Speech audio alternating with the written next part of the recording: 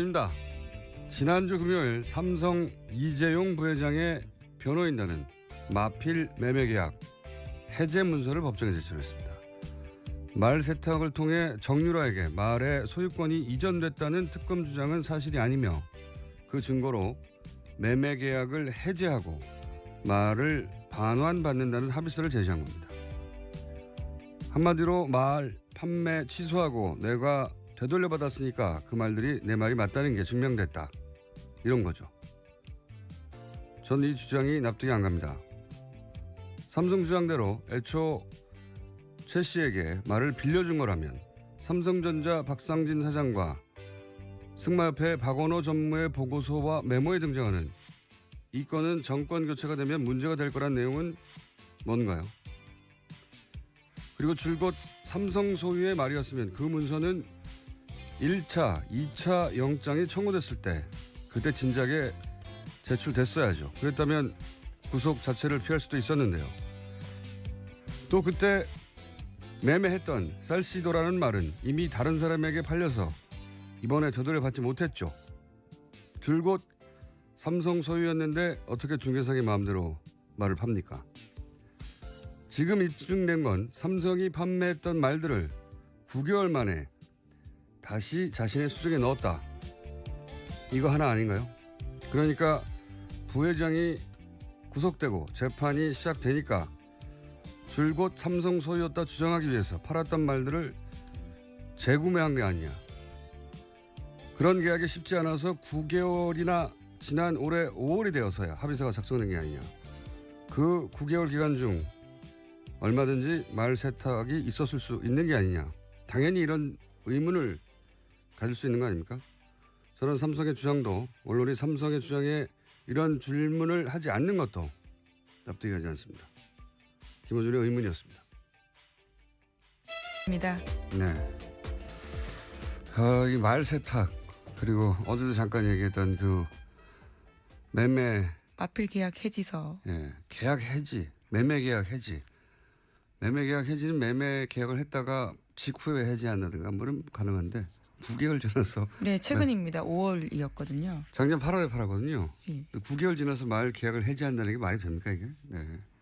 어떤 계약도 팔고 나서 9개월 있다가 해지한다는 건 전 말 자체가 성립이 안 되는데 이제 그런 표현을 쓴 거는 원래 삼성 말이었다라는 그래서 되돌려받았을 뿐이다라는 주장을 하기 위해서 표현을 쓴 것 같아요. 이상하잖아요. 그러면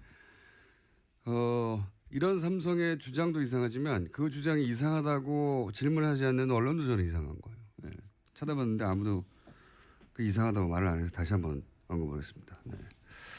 그러니까 그 9개월 동안 얼마든지 말 세탁이 있었던 거죠. 그리고 본인들 말이었다는 게 줄곧 삼성의 말이었다는 게 입증되려면 판매했는데 소유권을 다른 데 말중개상이 이전시키거나 못했어야 되는 거잖아요. 쌀시도라는 말은 팔아버렸거든요.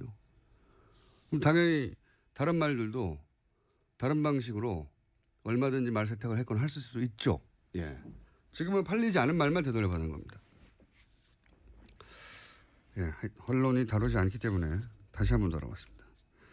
조만간 또 안 다루면 또 한 번 다룰 생각입니다. 저희만. 자, 제가 시사인의 김은지 기자 했나요 벌써? 네, 이미 하셨습니다. 자, 첫 번째 뉴스는요?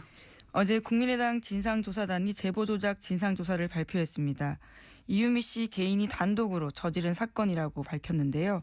국민의당은 조직적 개입은 없었다고 주장하고 있습니다. 당 지도부 누구도 5월 초 의혹 제기 당시에는 조작 사실을 몰랐다라는 겁니다. 뭐 이건 일관된 국민의당의 자체 진상조사 전에도 입장이었고 네, 결과도 그러하고 구체적인 내용은 저희가 이 조사 단장이었던 김관영 의원과 3부에서 인터뷰를 할 예정이기 때문에 관련 뉴스를 계속 전해주십시오. 네. 네, 국민의당 박지원 전 대표가 이번 사건과 관련해서 이준서 전 최고위원의 연락 받지 못했다고 주장한 바가 있습니다. 저희도 전해드린 바가 있는데요. 하지만 당 진상조사단은 두 사람 간 전화통화 사실을 확인했다고 밝혔습니다. 국민의당 진상조사 단장인 김관영 의원은 어제 기자회견에서 5월 1일 박지원 전 대표가 이준서 전 최고위원의 전화를 받았다고 발표했습니다. 그러니까 이제 뭐 전후 사정이 대략 이런 것 같아요. 그 처음에는 이제 카톡 캡처를 했고 거기 등장하는 대화들 이게 이제 건이 되느냐. 아무래도 정보 감각이 뛰어난 이제 그리고 대표니까요. 박지원 대표에게 당시 문의를 했는데 이제 연락이 없어서 통화를 해봤다. 네. 근데 이제 박지원 대표는 본인은 통화가 기억나지 않는다라고 했고, 예. 왜냐하면 휴대폰을 놓고 갔다가 처음 해명이었고, 그건 사실이었던 걸로 조사된 것 같고, 근데 이제 통화 기억나지 않는다고 했는데 이준서 전 최고위원이 통화했다는 카톡 문자가 남아서 통화를 한 게 맞는데 여전히 기억나지 않는다 이런 입장인 거죠. 네, 선제적으로 6월 30일에 이미 통화한 적 없다고 밝혔는데요. 관련된 증거들이 나오니까 이제는 기억이 잘 안 난다라고 이야기하는 거죠. 저는 뭐 워낙 그 대선 막판이고 많은 통화를 했을 수 있으니까 기억나지 않을 수도 있다고 생각하는데 제가 좀 이상하다고 생각하는 포인트는 뭐냐면 이제 카톡 캡처를 보냈죠. 바이버로 보냈다고 하죠. 그리고서 이제 통화를 했다고 이준서 박지원 대표가 기억은 못한다 하더라도 이준서 당시 최고위원은 통화를 했다는 거잖아요. 그럼 뭐 이 건으로 되겠느냐 물어봤을 것이고 아마. 네, 뭐, 확인해 달라고 했다고 네. 합니다. 박지원 대표는 거기에 대해서 뭐라고 코멘트를 했겠죠. 네. 그 다음에 그걸로 부족해서 녹취를 이제 조작한 거죠. 그렇죠. 이은미 씨가. 그게 조작했는 사실을 당시 이준서 최고위원이 알았냐 몰랐냐는 이제 지금 검찰이 밝힐 내용이고. 근데 이제 녹취를 확보했어요. 그러면 똑같은 이유로 박지원 대표에게 카톡도 보냈는데요. 훨씬 더 강력한 증거가 나왔잖아요. 네. 그러면 녹취도 보내고 확인 받았을 것 같은데 그 내용은 이번 조사 결과에 없어요. 보냈을 것 같죠. 네, 상식적으로 수준에서. 관련된 내용을 공개했는지에 대해서는 언급이 없습니다. 네, 그 부분은 조사 내용이 없어서 그건 제가 3부에서 김관영 의원에게 물어보기로 하겠습니다. 자, 또 관련 뉴스가 있습니까? 네, 또 당 진상조사단의 공식 발표하는 다른 주장이 나왔습니다.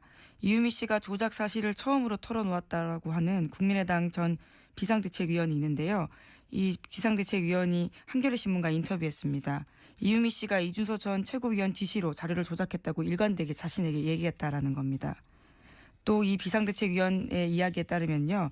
이 씨가 검찰에 소환되기 전인 지난달 26일까지 자신한테 수차례 전화 걸어왔는데 이준서 지시로 자신을 했다라는 이야기를 계속해서 하고 있었다고 합니다. 초기에 이 이유미 씨의 주장에 대해서 국민의당에서는 뭐 압박에 못 이겨 증거를 조작했다고 진술했다가 나중에는 직접 조작을 지시했냐 물으니까 그런 적 없다 뭐 이렇게 왔다 갔다 했다고 국민의당에서는 얘기를 했는데 지금 국민의당 비상대책위원이었던 조승원 전 의원이죠. 네. 네. 이분 이야기로는 자기한테는 일관되게 시킨 거라고 했다. 네, 한겨레 신문과 통화해서 그렇게 이야기했다라는 건데요. 구체적인 정황도 말하고 있습니다. 지난달 24일에는 이유미 씨가 자신한테 여수에 가겠다라고 이야기를 하니까 이준서 전 최고위원이 여수에 가지 말고 자기를 만나자라고 이야기했다고 합니다.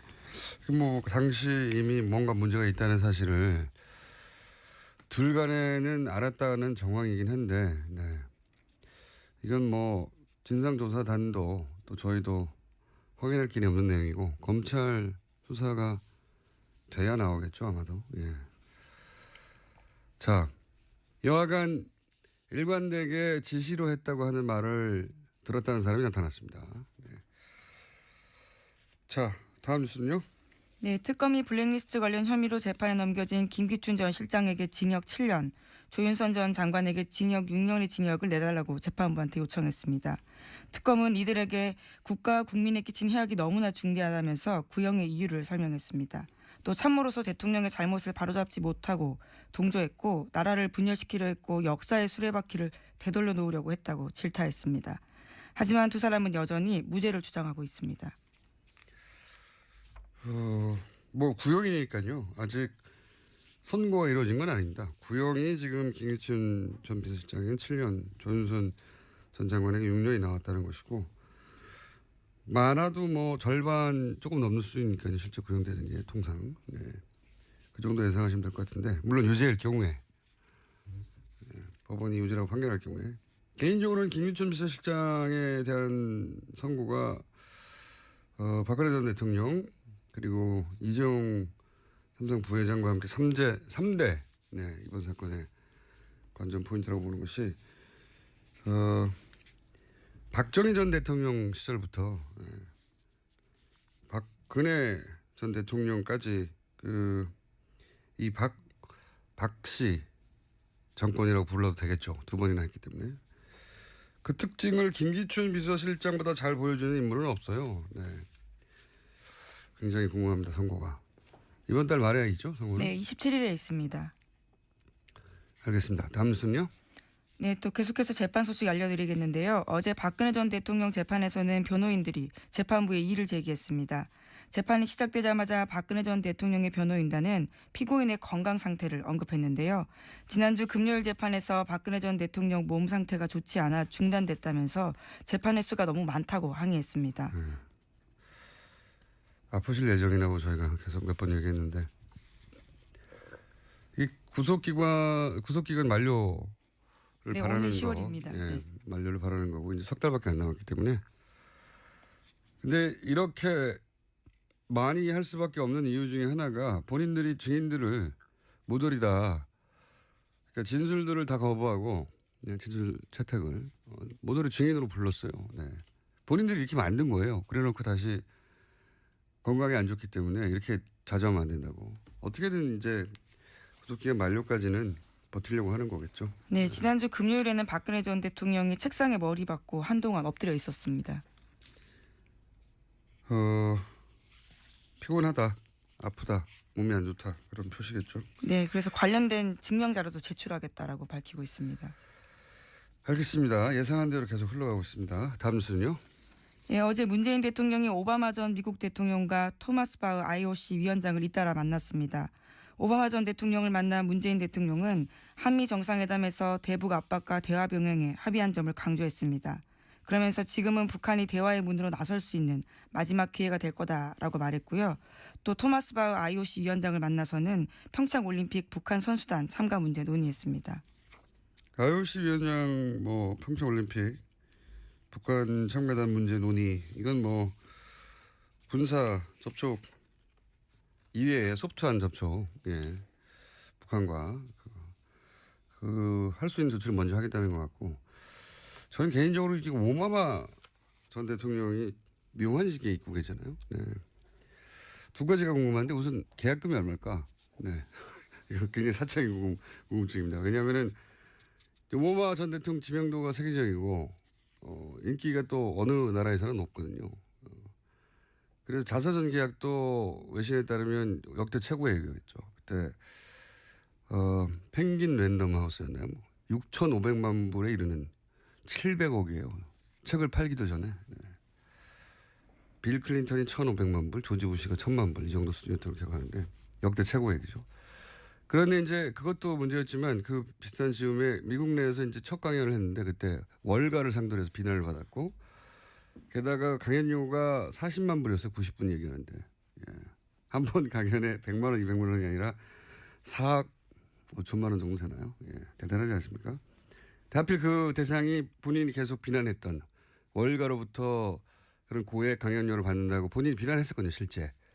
힐러리 클린턴에 대해서도 그 문제도 있고. 경선이 한참일 때 그 문제가 예. 불거졌었죠. 근데 본인이 이제 첫 강연이 그랬던 거예요. 그리고 또 이어지는 강연도 그랬고. 그리고 나서 첫 해외 일정이 이탈리아 밀라노였어요. 5월 달에. 얼마 안 된 거죠. 해외 첫 강연이 그거였는데 당시 그 입장료가 100만 원 정도 되겠죠. 110만 원. 850유로 유료 강연을 했어요. 근데 그게 3,500석이었거든요. 그러면 입장료 수익만 한 38국 정도 되지 않습니까? 근데 이때 오바마가 강연료가 거의 입장료 수익인 300만 유로였다. 이건 제 추정이 아니라 영국 매체가 보도한 건데 엄청나게 받지 않습니까? 강연 한 번 하는데 30몇 억.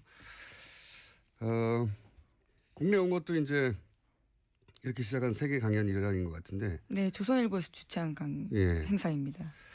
물론 이제 이렇게 3,500석 만석의 입장료가 100만 원 이런 행사가 있는지 없는지는 모르겠어요. 모르겠는데 그런 게 없다 하더라도 빌 클린턴 경우에 보면 국내 강연에 서너 배를 받았거든요. 그러면 지금 그 공시가가 40만 불 아닙니까? 서너 배 하면 벌써 미니멈 10억대가 넘어요. 행사에 따라서는 20억대도 될 것 같은데. 궁금한 건 이거예요. 얼마를 받느냐? 그게 왜 궁금하냐면 그 자체가 궁금하다기보단 그 정도 액수를 주고 데려왔으면 그만큼 돈을 뽑을 수 있거나 아니면 돈은 아니어도 뭔가 이익이 있어야 되잖아요. 무용에.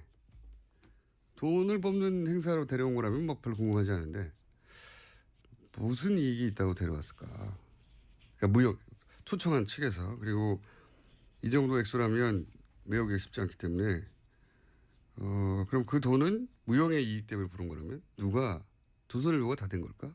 혹은 다른 주체가 있는 걸까? 이명박 전 대통령 만난 것과 관련이 있는 걸까? 뭐 이런 궁금증이 생겼습니다.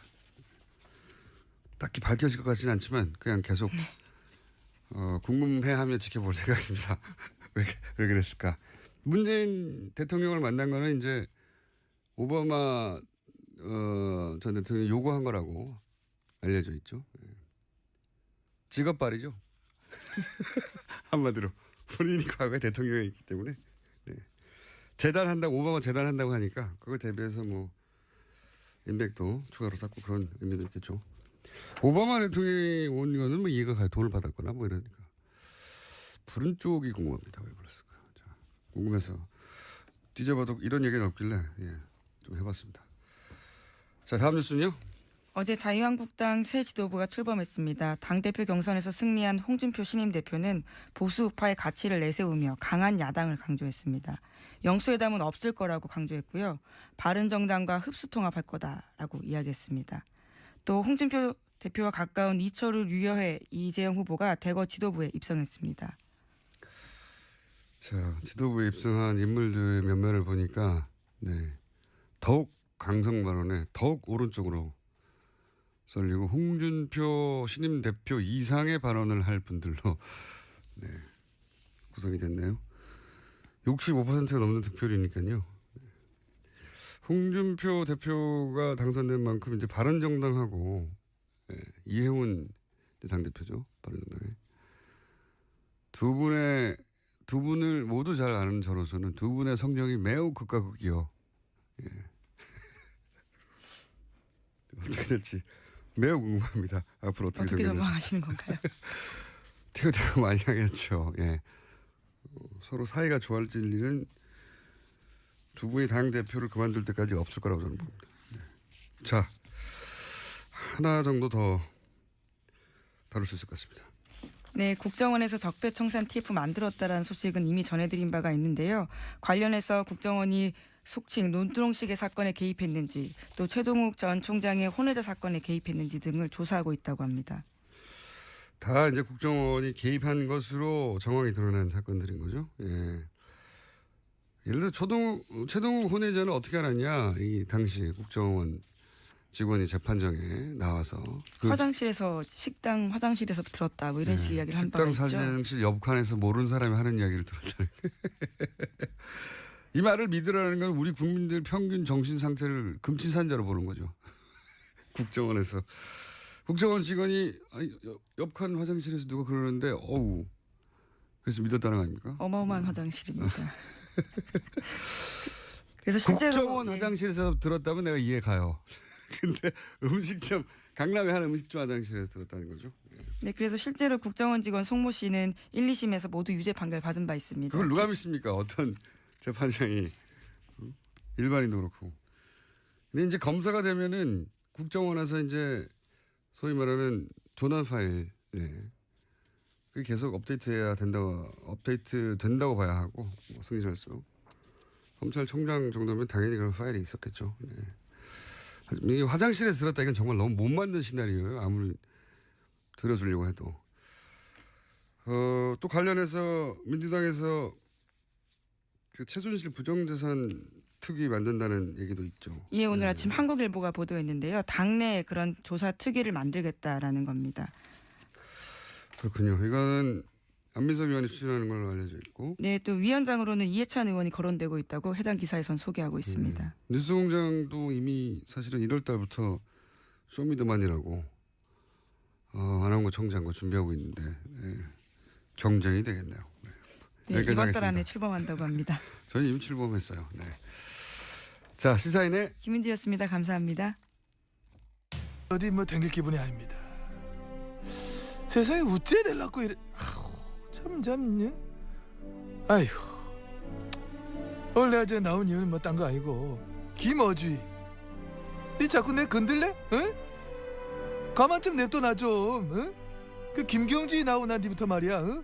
자꾸 저 쓱쓱 건들고 자꾸 뭐 하는데 다 끝난 거야. 어떻게 되질 않아. 응? 참. 아이고. 국민 여러분, 요즘 저 세상 보면 참 세상이 이상하게 돌아가는데 여러분 막 속지 마시 바랍니다. BBK 어떠다 하는 거 다 가짜. 전 그거 아니야. 제가 누굽니까? 저 MB? 저 MB 하면 도덕성 아닙니까? 도덕성? 뭐 그렇습니다. 역대 정권 중에 도덕적으로 막 가장 완벽한 정권 바로 접니다. 저 자체가 막 도덕성입니다. 저 김어중이 저 내 때 저걸 저 그 짤 봤어야 돼. 그때 잡았어야 돼. 저걸 내가 놔둬가 저 그냥 진짜 커트쇼 만세다. 정상회담 직전 문정인 대통령 통일외교안보 특보의 워싱턴 발언이 한미동맹의 위기를 초래했다며 대서특필됐었습니다. 대통령 특보 문정인 연세대 특임교수 전화 연결돼 있습니다. 안녕하세요, 교수님. 안녕하세요. 네, 지난주에 저희가 연락드렸었는데 이제 정상회담 끝나고 인터뷰하겠다고 하셨습니다. 그렇죠? 네, 그리고 전 특보 자격으로 얘기하는 게 아니고 교수 자격으로 얘기하는 거니까 양해 네. 바랍니다. 알겠습니다. 혹시 다른 질문 전에 저희 뉴스공장 들으십니까, 평소에? 예. 가끔 듣습니다. 제가 왜 이런 말씀 드리냐면 당시 그 발언 때 그게 뭐가 문제냐고 국내 매체 중에 거의 유일하게 첫날부터 제가 옹호를 한 방송입니다. 그러니까 다른 방송에서는 안 할 이야기까지 오늘 좀 해주시길 부탁드립니다. 예, 감사합니다. 예. 저희도 장사를 해야 되기 때문에. 다른 이야기 전에 그 워싱턴에서 학술대는 그게 언제 결정된 겁니까? 특보 대신 후에 결정된 건가요? 아니, 훨씬 전에 결정됐죠. 그리고 그건 한 지난 5년 동안 매년 해왔던 한미동맹에 관한 회의거든요. 그렇군요. 그러니까 제가 궁금한 건 이겁니다. 특보가 되기 전에 결정이 된 거죠? 물론이죠. 예. 예. 훨씬 전에 결정. 그러면 대선도 전에 결정된 건 몇 개월 전에 된 건가요? 대선 전에 결정이 됐죠. 정확하게 회의를 하기로 한 거는 작년에 합의를 본 거고요. 작년에요? 그다음에 프로그램의 성격은 금년 1월 정도 됐기 때문에 대선 전에. 특보가 되신 후에 결정된 게 아니었다. 그렇군요. 그러면 그 학술대는 국고로 가신 겁니까? 왜냐하면 나라 돈으로 가서 그런 말을 했다고 보수 언론에서 비판도 있었기 때문에. 아닙니다. 거기 이제 전직 외교부 장관, 통상교섭본부장, 그리고 현직 국회의원들은 사실상 외교부에서 지원해준 공공외교 지원 사업의 하나로 가셨고요. 그리고 저를 포함해서 교수 세 분은 동아시아 재단에서 여비 지원을 해줬죠. 그러니까 국고를 받고 간 것도 아니다. 이것도 사실관계가 틀린 비판이었네요. 자, 그럼 특보는 어떤 역할을 하는 겁니까? 대통령이 특보라는 게. 저는 두 가지로 봅니다. 하나는 대통령이 자문을 요청해 오는 거에 대해서 자문을 해주는 것. 예. 그게 제가 볼 때 제일 중요한 거고. 그다음에 두 번째로는 대통령이나 안보실에서 필요한 사항에 대해서 저에게 특정한 임무를 줬을 때 그 임무를 수행하는 것. 두 가지로 이해하고 있습니다. 자문을 구하거나 또는 이런 일을 좀 해달라고 했을 때 도와주신 역할. 그러면 네, 그 대가로 급여를 받으십니까? 급여 없습니다. 급여가 전혀 없어요? 네, 급여도 없고 아직까지 활동비도 없던데요. 국고 지원을 한 것도 아니고 급여를 받는 것. 아니 급여를 받는 것도 아닌데 그럼 그거 왜 하십니까 그거? 아니 저는 문재인 정부가 성공적으로 잘 됐으면 하는 마음에서요. 그래요? 세상이 꼭 무슨 보상을 받고 일만 하는 것은 아니지 않습니까? 그러니까 그렇긴 한데요. 정부에 도와주고 싶으니까. 예. 그렇긴 한데 이제 그 행사도 특보로 하신 게 아니고 국고로 하신 것도 아니고 또 특보 활동에 급여를 받거나 활동비를 따로 받는 것도 전혀 없다. 그러니까 이게 학자 개인 자격으로 발언했다는 게 이게 틀린 말이 아닌 거군요. 물론입니다. 왜냐하면 제 본업은 교수니까요. 제 그 본국도 저 대학에서 나오는 거고, 그리고 특보라고 하는 것은 비상근 직책으로서 대통령 위촉을 받은 거거든요. 그래서 대통령을 도와주는 거니까. 근데 한국 언론에서 그냥 우리 그 특보라고 하는 자리를 너무 과도하게 평가를 해주셔서 제가 갑자기 예기치 않게 상당히 중요한 사람이 됐죠. 나라를 좌지우지하시는 분이 됐는데, 그러니까 이게 비상근 명예직 정도 되는 거군요. 그렇게 이해하시는 게 정확할 겁니다. 네. 일단 잠깐 사실관계 먼저 짚어봤고요. 방금이라 하면 표현이 그렇습니다만 바로 전에 방미 이 정상회담이 끝났기 때문에 우선 이 정상회담 결과는 전문가로서 어떻게 평가하십니까? 전반적으로. 저는 아주 기대 이상으로 성공적이었다고 봅니다. 어떤 점에서 그렇습니까? 우선 대한민국 국민 많은 분들이 걱정하는 게 한미동맹 잘못될 것 아닌가 했는데 한미동맹 분명하게 짚고 넘어가셨고, 그리고 한국과 미국 사이에 북한의 비핵화라고 하는 걸 공동의 목표로 분명히 설정을 했고, 그리고 세 번째로는 그 틀 안에서 한국이 보다 더 주도적 역할을 한다라고 하는 것을 명백히 했기 때문에 저는 전반적으로 이번 정상회담은 상당히 성공적이었다고 평가합니다. 이런 표현을 하셨어요. 예, 정상회담 전에 문 대통령, 트럼프 대통령은 음양의 조화를 이루어서 성공적이 될 것이다. 이렇게 표현하셨는데 이게 어떤 의미입니까?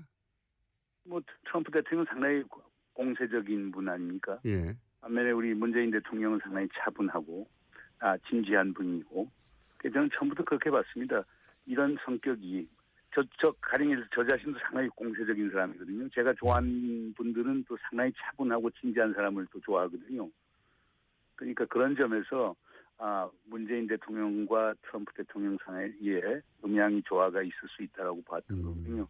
이번에 근데 특히 트럼프 대통령은 상당히 자기 자신을 절제하면서 우리 문재인 대통령을 아주 정중하게 대한 것 같아요. 이유는 간단한 것 같습니다. 트럼프 대통령 입장에서도 이번 정상회담이 성공적인 걸 원했기 때문이죠. 왜냐하면 그동안 이제 우리 트럼프 대통령이 동맹국들에 대해서 상당히 어려운 시간들을 주는 사례가 있곤 했었는데, 그거에 대한 또 미국 국내의 비판도 있고 했기 때문에 가급적 문재인 대통령과의 정상회담을 성공적으로 이끌겠다라고 하는 본인 스스로의 의지도 있었다고 봅니다. 알겠습니다. 정상회담이 진행되는 걸 보시면서, 그리고 이제 공동성명에 포함되는 내용들이 사실은 교수님이 주장했던 바들을 그 정신을 담고 있는 거 아니겠습니까? 그래서 뭐랄까요, 정상회담이 끝나고 나서 커봐라 내 말대로 됐지, 이런 생각 하셨을 것 같아요. 그렇습니다. 가령 제일 중요한 거는 네. 그동안 한미동맹이 이제 미국이 한국에 대해서 일방적으로 베푸는 시해동맹으로 이해해왔거든요. 네. 근데 저는 무사히 호해동맹으로 변화해야 된다고 주장을 한 바가 있습니다. 그런데 그와 관련해서는 가령 연합방위를 하는데 한국이 주도적 역할을 한다. 그리고 그것을 위해서는 전시 작전 통제권을 반환한다. 이건 뭐를 얘기하느냐면 연합방위에 있어서 한국군이 주력군이 되고 미군이 지원군이 된다는 그런 개념이거든요. 네네. 이건 이제 또 동맹이 정상화가 되는 거겠죠. 그렇지 않습니까? 주한미군 사령관 27,000명 갖고 있는데, 그런 사령관이 65만에 대해서 작전 통제권을 갖는다는 것은 아무리 봐도 그건 비정상이거든요. 그런 것도 의미가 있고, 특히 제가 역점을 두는 거는 우리 한반도 평화체제를 구축하는데 한국이 좀 주도적 역할을 해야 되지 않느냐. 그런데 그것도 공동성명에 들어가 있어서 그런 점에서는 제가 생각한 대로 많은 게 이루어진 것 아닌가 이렇게 생각합니다. 이건 어떻게 보십니까? 공동성명이 발표되는데 이제 7시간이나 걸렸다. 이 대목은 어떻게 해석하십니까? 왜 어떤 이유로 7시간이 걸렸고 이 의미를 좀 해석해 주십시오. 7시간이 걸린 이유에 대해서. 아마 그건 공동성명을 작성하는 데는 그 NSC하고 예. 국무부가 상당히 관여를 했을 거고, 그다음 이것을 사실 정치적으로 최종화시키는 것은 비서실장을 통해서 백악관의 이제 메인스트림 스텝들이 이제 봐야 되는 거라고 저는 보거든요. 예. 그렇기 때문에 그 절차, 그 비서실장 검토와 같은 그 절차 때문에 시간이 걸린 것이지 뭐 무슨 특별한 다른 의미가 있는 건 아니었다고 봅니다. 특히 이제 공동성명에 아마 트럼프 대통령 같은 분은 한미 FTA 같은 것을 꼭 집어넣고 싶어 했겠죠. 예, 예. 이제 그런 것들이 뭐 공정무역이라고 하는 그런 아주 완화된 표현으로 나왔는데 아마 그런 거에 대한 조율 같은 것이 백악관 내에서 있었던 것 아닌가 이렇게 추정이 됩니다. 그리고 중요한 거는 백악관은 아직 그 전반적인 제도적 장치가 잘 그 안착이 된 것 같지가 않습니다. 그렇기 때문에 왜 그렇습니까? 왜냐하면 트럼프 대통령의 그 통치 스타일하고도 관련이 됐고요. 예. 그리고 백악관 내에 있어서의 그 주요 참모들 간의 역할 분담 같은 것도 아직도 소위 영어로 그걸 evolving, 진화하는 과정이라고 이렇게 볼 수가 있겠죠. 그렇기 때문에 그런 문제점들이 전반적으로 반영된 것 아닌가 보아집니다. 트럼프 대통령이 뭐 주요 인사들 선임하는데 애를 먹었고 그 이후로 또 이제 언론하고도 불협화음이 심하고 뭐 그러다 보니까 아직 백악관이 안정된 것 같지가 않다 이렇게 보시는 거군요. 예, 그렇습니다. 예. 예. 그런데 이제 말씀하신 대로 그 공정무역, 그러니까 프리라는 단어가 페어로 바뀌었더라. 최종적으로는 그렇게 결정돼서 공동성명문이 나왔는데, 근데 이제 이게 의미하는 게 결국 한미 FTA이고, FTA 관련해서는 성명서에 없는데 트럼프 대통령이 이제 발언을 그 기자들 앞에서 함으로 해서 앞으로 이제 FTA 재협상이 있을 것 같고, 방위비 분담금 문제도 커지지 않겠냐. 그러니까 이게 과제로 남았다. 이렇게들 국내 언론은 분석하고 있는데 교수님은 어떻게 보십니까? 그거 뭐 당당하게 다루면 될 것 아닌가요? 그러니까 가령 FTA 같은 경우는 이미 지난 4월에 펜스 부통령이 왔을 때 예고를 하고 갔거든요. 그러니까 지금 한미 FTA 리뷰 검토해야 되겠다. 그리고 거기에 문제가 있으면 리폼 개혁을 해야 되겠다라고 하는 걸 분명히 짚고 넘어갔거든요. 또 우리 정부도 뭐 그만큼 또 준비하고 있고, 그리고 사실상 트럼프 대통령께서 이제 말씀하시는 거 보면 조금 이렇게 현실 왜곡되는 부분이 있는 것 같아요. 왜냐하면 우리가 한미 경제 관계를 보면은 상품 교육 같은 데는 우리가 뭐 110억 불씩 흑자를 보고 있지만 서비스 교육이라든가 투자 개정이라든가 이런 걸 보면은 미국이 흑자를 보고 있거든요. 게다가 지금 뭐 그 문재인 대통령도 지적을 했습니다만은 우리가 미국 무기를 제일 많이 사오는 국가 아닙니까? 그래서 그 총체적 그림으로 봤을 때는 한미 경제 관계에 있어서 미국이 손해 보는 건 아니거든요. 그럼 이런 걸 뭐 짚고 넘어가면은 제가 볼 때는 얼마든지 우리도 당당하게 요구할 거 요구하고 또 줄 수 있는 것 아니냐 이렇게 생각이 됐기 때문에 이런 거 갖고 너무 걱정을 미리 할 필요는 없다고 보아집니다. 방위비 분담도 마찬가지입니다. 그러니까 참 보세요. 지금 통계가 이제 다 다른데요. 우리가 지금 지금 2016년 기준으로 해서 우리가 지금 미국 측에 주한미군에게 이제 부담하는 방위비 분담이 되는 게 한 뭐 9,440억 정도 이렇게 되거든요. 네. 그 중에 뭐 인건비가 3,630억, 군수지원비가 1,591억, 군사건설비가 4,220억 이렇게 되는데 그 중에 아직도 지금 주한미군이 미집행분이 3,650억 원씩이나 됩니다. 그러니까 지금 우리가 9,400억 이걸 갖고도 평가도 다릅니다. 가령 주한미군 사령관인 브룩스 사령관 같은 경우는 그게 전체 방위비 분담의 41%가 된다고 주장도 하고 또 전 주한미 대사 같은 경우는 55% 된다고 되어 있는데 그러니까 거의 반 정도를 우리 한국 정부가 지금 부담을 해주고 있거든요. 이미 분담하고 있다. 네, 그럼에도 불구하고 지금 주한미군 같은 데는 군사건설비 부분에서 결국 3,650억 원을 우리가 공유한 돈을 현금으로 지금 가지고 있거든요. 예. 그러니까 이것도 이제 금년 12월부터 이제 협상이 들어가거든요. 그러니까 이제 방위 분담 4년 동안에 걸친 이제 분담을 어떻게 할 것인가를 이렇게 그 협상에 들어갈 건데 뭐 자세히 들어가면은 뭐 그렇게 큰 부담이 있을 거라고 보지는 않습니다. 왜냐하면 우선 뭐 주한미군이 돈 제일 많이 들어가는 건 주한미군 그 주둔군들에 대한 급료, 예. 인건비하고 그다음에 무기 체계 같은 것, 장비 같은 것들이거든요. 그건 기본적으로 뭐 독일도 그렇고 일본도 그렇고 그거는 기본적으로 미국이 부담을 하는 거거든요. 예. 그걸 빼놓고 뭐 군수 지원을 한다든가 군사 건설을 한다든가 이런 것들은 제가 볼 때는 액수가 나오도 크게 나오지 않을 거라고 봐요. 그렇기 때문에 이것도 당당하게 우리가 좀 협상하고 좀 투명하게 했으면 좋겠어요. 일본 같은 데는 소요 충족형이라고 해서 매년 사실상 주일 미군이 요구를 하고 그다음에 일본 정부가 그걸 검토해서 그거에 대해서 지불을 하거든요. 그러니까 미집행분 같은 게 남지가 않죠. 그런데 한국 같은 건 총액 기준으로 하기 때문에 그러니까 우리가 미군이 지금 어떻게 어느 정도 지금 한국에서 자기들이 돈을 쓰고 있는 걸 우리가 알지 못하고 있어요. 명세를 모르는군요, 우리는. 그러니까 왜냐하면 총액 기준으로 가니까. 그래서 이번 12월부터 시작하는 이제 방위 분담 협상에서 우리가 좀 보다 더 적극적으로 나가게 되면은 오히려 이 기회에 방위 분담의 공정성이라고 하는 게 더 담보될 수 있는 것 아닌가 생각됩니다. 알겠습니다. 거기까지는 제가 충분히 이해했고요. 혹시 정상회담 끝난 이후에 미국 쪽의 반응, 그러니까 미국의 동료 학자나 미국에 계신 지인들의 평가는 들어보셨습니까? 예, 뭐 전반적으로는 저는 특히 보수 쪽으로 그러니까 그 진보적 시각을 가진 학자들은 좀 실망을 했고요. 그러니까, 오히려.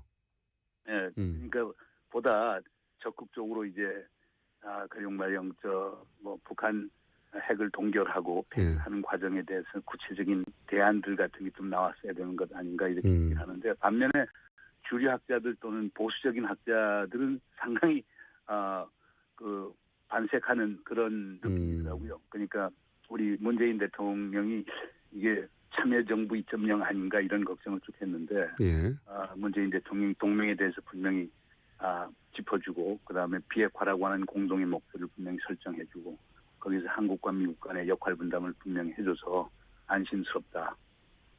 이런 말씀들을 주로 하더라고요. 특히 사드 문제 같은 경우도 의회에 가서 일단 합의된 것을 번복하지는 않는다. 그러나 하여간 그 대한민국의 법 절차에 따라서 환경영향 평가는 받아야 된다. 이렇게 얘기한 것도 상당히 그쪽에서 뭐 긍정적으로 보더라고요. 네, 환경영향 평가 말씀하시니까 환경영향 평가해야 된다고 하셨다가 4개월간 그것도 국내 언론에 공격을 많이 받으셨는데 혹시 당시 그런 발언하면서 국내에 돌아가면 이런 발언으로 본인이 공격을 받을 거라는 예상하셨어요? 저는 못했죠. 그건 아직 단순한 법상식 아닙니까? 그러니까 대한민국 국민 심지어 외국 군대도 한국에 들어오면 한국의 국내법에 따라야 되는 것 아닌가요? 그러니까 저는 상당히 예상이었습니다. 아니 환경영향 평가 그 받아야 되는 게 물론 이제 이런 오해들은 있었습니다. 그러니까 그 마이클 그린 교수 같은 분은 이렇게 지적을 하더라고요. 친일파요. 환경영향 평가법에 보면은 국방장관이 군사 비밀을 요하는 시설에 대해서는 환경영향 평가를 면제할 수 있다라고 하는 규정이 있는데 그걸 지키면 되는 것 아니냐. 근데 그걸 안 하는 이유가 결국에 의도적으로 사드 배치를 지연시키거나 철회시키기 위한 한국 정부의 의도가 아니냐. 이렇게 지적을 했었습니다. 그래서 그러나 이제 저 입장은 뭐 김종대 의원도 그걸 지적을 잘해 주셨는데 그러니까 이미 한민구 장관이 성주에 내려가서 성주 주민들에게 환경영향 평가를 받겠다고 약속을 한 상황이다. 국방장관이 스스로 약속을 했기 때문에 그리고 그걸 면제하지 않겠다라고 밝혔는데 그것을 현 정부에서 어떻게 뒤집을 수 있느냐라고 하는 이제 답변을 했는데 그래서 하여간 중요한 건 한국 뭐 현 정부 탄생된 게 결국에 시민의 힘, 촛불의 힘 갖고 당선된 건데 그러면 촛불이 힘이 요구하는 건 뭡니까? 결국 민주주의 제대로 하라, 법의 지배를 제대로 하라는 것 아닙니까? 그런 점에서는 환경영향 평가는 받아야 되는 거겠죠, 뭐. 그런데 이제 그 과정에서 마이클 그린도 말씀하셨는데 한국학자로서 받아들이기에는 무례하다 하는 질문도 있었다고 이제 전해졌는데 어떤 질문들이 있었습니까? 무례하다고. 뭐 그것도 이제 논란이 된 거였죠. 그러니까 환경영향 그러니까 문재인 정부가 사드 배치를 철회한다라고 하면은 그러면은 뭐 트럼프 대통령이 주한미군 철수할 가능성도 있다.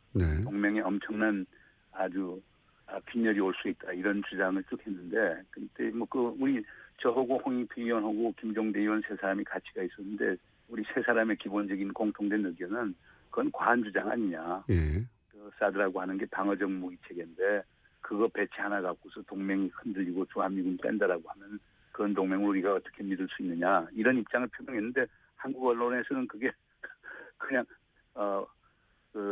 좀 부정적으로 그게 이제 부각이 됐죠.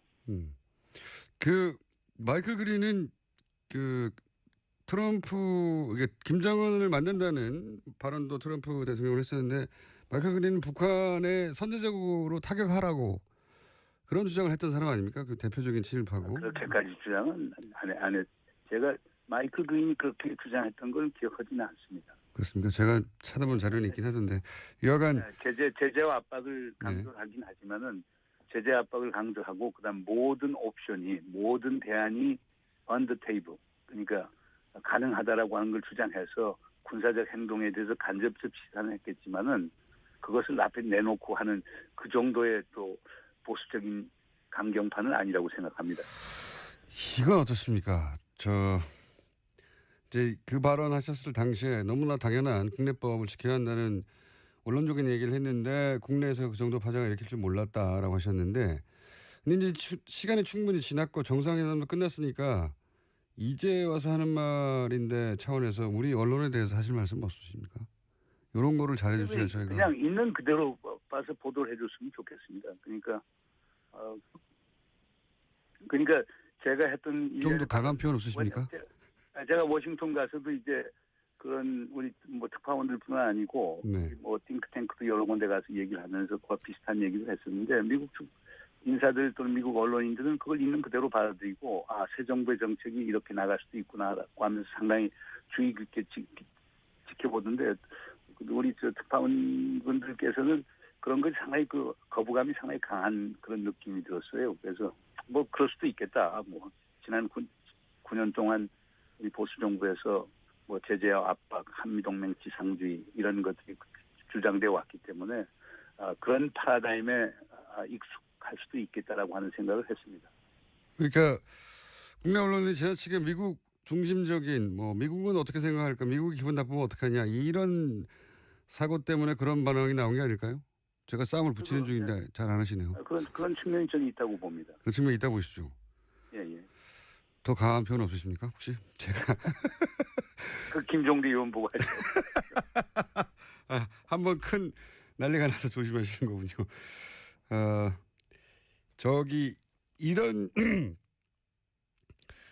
이런 부분 없으십니까? 이 정상회담에서 이건 다뤄졌어야 되는데 좀 아쉽다. 글쎄, 제가 볼 때 그 공동성명 그 6개 항을 보면은 뭐 다룰 거 다 다루지 않았느냐. 뭐 사드 문제 같은 경우 왜 들어가지 않았냐고 얘기했는데 사실 사드 문제가 우리 언론 같은 데 상당히 크게 대두가 되고 그랬지만 사드 엄격하게 그건 무기체계 하나지 않습니까? 네. 그 말도 하셨죠. 그건 실무에서 논의하면 되는 거거든요. 이거 정상회담에서 논의할 건 아니니까. 그래요? 저는 그렇게 생각합니다. 왜냐하면 물론 사드 문제가 지금은 아주 높은 수준의 상징성을 갖고 있는 건 분명한 사실입니다. 그럼에도 불구하고 그건 무기체계고 그건 실무 수준에서 논의하면 되는 것이기 때문에 이게 정상회담의 주요 쟁점으로 부각이 돼서 그게 정상회담의 성공과 실패를 가늠하는 그런 아젠다가 되는 건 바람직하지 않다고 저는 생각했습니다. 실제 그랬습니다. 뭐 대통령 간의 주요 아젠다는 아니었던 것 같습니다. 뭐 얘기를 나누는지는 모르겠지만. 그렇습니다. 예, 이번 사드 문제는 빼졌죠. 그러니까요. 자, 가령 예를 들어서 뭐 개성공단 재개라든가 금강산 사업 재개 같은 것도 다 빠졌거든요. 네. 정상회담은 일단 하기로 결정을 하면은요, 그게 성공적이어야 하기 때문에 서로가 불편하고 그것 때문에 정상회담이 결렬이 된다라고 하는 그런 의제들은 가급적 빼는 게 국제 외교의 기본 상식이거든요. 알겠습니다. 정상회담은 그걸 그냥 따랐다고 생각이 됩니다. 교수님 스튜디오에 한번 나와주십시오. 예, 그렇게 하도록 하죠. 뭐. 네. 앞으로 별일 많을 것 같은데. 오늘 기호 1번 황영철 의원과 함께하겠습니다. 안녕하십니까? 예, 반갑습니다. 네. 오늘 오디션 자리라는 건 아시죠? 네. 와보니까 오디션을 본다네요. 그래서 무슨 뭐 이 국회의원을 불러놓고 오디션을 보냐 좀 뜬금없다는 생각도 좀 들고요. 네, 국회의원 되기보다 이게 훨씬 어렵습니다 여기. 그렇습니까? 네. 네. 훨씬 어렵고요. 그리고 국회의원은 그나마 국민들의 투표로 선정이 되지 않습니까? 네. 저희는 제 마음대로입니다. 그럼 어떻게? 전혀 공정하지 않고요. 그냥 네. 제 마음대로 하고 있고 2번 네. 후보는 아마 예. 누가 될지 아십니까? 모르겠습니다. 2번 후보는 본인이 모를 텐데 아마도 제가 연락을 안 했기 때문에 제가 마음에 두고 있는 분이 있습니다. 네네. 이혜훈 의원이 여기 구정 출연 시작하신 다음에 당 대표 되신 건 아시죠? 네. 네. 뭐 상당히 자부심을 갖고 계시네요. 네, 저도 그건 뭐 팩트입니다. 팩트. 네. 글쎄요, 우리 뭐 바른정당의 당원들이 동의할지 어떨지는 제가 모르겠는데, 예. 국민들은 동의할 것 같아요. 예, 국민들은. 당원- 시청자분들도 역시. 예. 그리고 혹시 이혜훈 의원이 당 대표가 되는 게 이 뉴스공장의 덕을 조금 본 것 같다고 생각하지는 않으십니까? 이혜훈 의원이 그러니까 인지도 측면에서 제일 높았어요. 국민들에게. 왜 높아졌겠습니까? 네. 그래서 뭐 그런 주장을 하실 수 있다고 생각은 드는데요. 일면 동의하기도 하고, 예. 일면 또 동의하기 어려운 것도 있고 좀 그렇습니다. 동의하기 어려운 부분 듣고 싶지 않고요. 네. 자, 제가 근데 누군지 소개를 안 해드린 것 같아요. 바른정당 황영철 의원님 나오셨습니다. 네. 아니 뭐 어떻게 되는 거예요? 지금 소개도 안 하고. 생각해보니까 본인이 예능감이 좀 있으십니까? 솔직히 없죠. 예능감 없는데 지금 저기 들어오기 전에 이 프로의 분위기라는 걸 많이 말씀해 주셔서 좀 맞추려고 노력하는 편이에요. 제가 원래 뭐 이렇게 말을 이렇게 막 하는 스타일이 아니라 좀 정제된 표현을 좀 많이 쓰는, 어떻게 보면 좀 젠틀한 스타일이라고 좀 많이 말씀하시는데 그래, 역시 맞추려다 보니까 좀 쉽진 않을 것 같아요. 네. 젠틀한 스타일. 자, 그러면은 젠틀해지기 어려운 주제부터 홍준표 대표가 예상대로 당선됐습니다. 네. 홍준표 대표에 대해서는 어떻게 평가하십니까? 홍준표 대표하고 저는 개인적 인연이 굉장히 오래됐어요. 오래됐고 그래서 인간적으로는 제가 굉장히 좋아하는 정치인입니다. 인간적으로 좀 소탈하고 담백하고 그리고 사람 냄새가 나는 좀 그런 정치인이죠.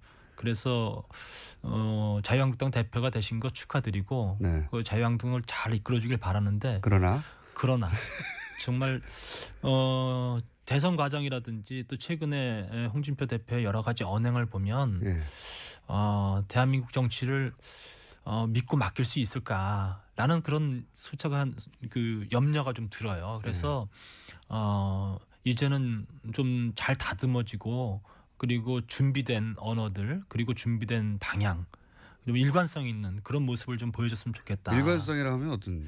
그 홍 대표님이 어떤 때는 참 강하게 또 친박에 대해서 문제 제기를 하고 우리가 친박을 넘어서야 된다라고 얘기했다가 또 어떤 때는 이제 그 등 뒤에서 또 자기 지지 세력을 끌어안으려고 하는 지지 세력을 삼고자 하는 것들 이런 것들이 또 보이고 그리고 정치의 쇄신과 개혁을 말하지만 어떻게 보면은 아직도 구태스러운 보수의 모습을 보이고 있다. 이제 이런 측면에서 봤을 때 대단히 좀 저는 뭐 우리 바른정당에서 홍준표 대표나 자유한국당에 대한 논평이 나갈 때 같이 이렇게 논의를 하면서도 어떤 말을 근거로 해서 우리가 논평을 해야 될지 참 어려운 부분이다. 이런 얘기를 많이 했어요. 그러니까 어떤 때는 마음에 들었다가 어떤 때는 참 마음에 들지 않았다가 막 이렇게 하니까 대단히 좀 우리로서도 공격하거나 어떻게 보면 지지하기가 참 어려운 그런 캐릭터를 가지고 있다고 봐야죠.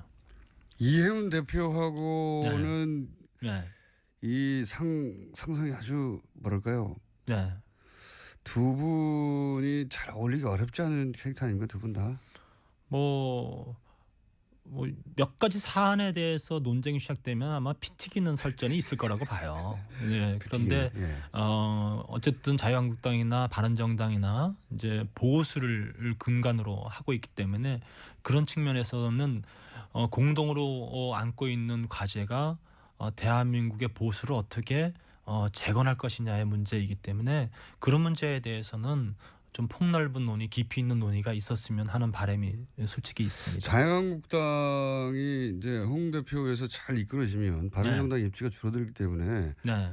언제 한번 자유한국당이 망했으면 좋겠다고 말씀하시는 걸로 제가 기억하는데 언제가 아니라 그때 오래되지 않았는데. 네네네.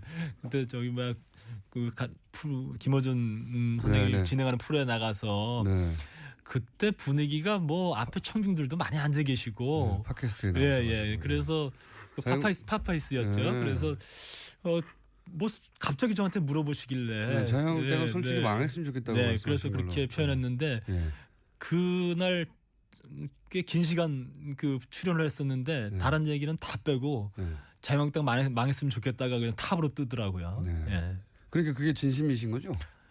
솔직히 자유한국당이 망하고 바른정당이 우뚝 섰으면 좋겠다는 생각이 제 생각이죠.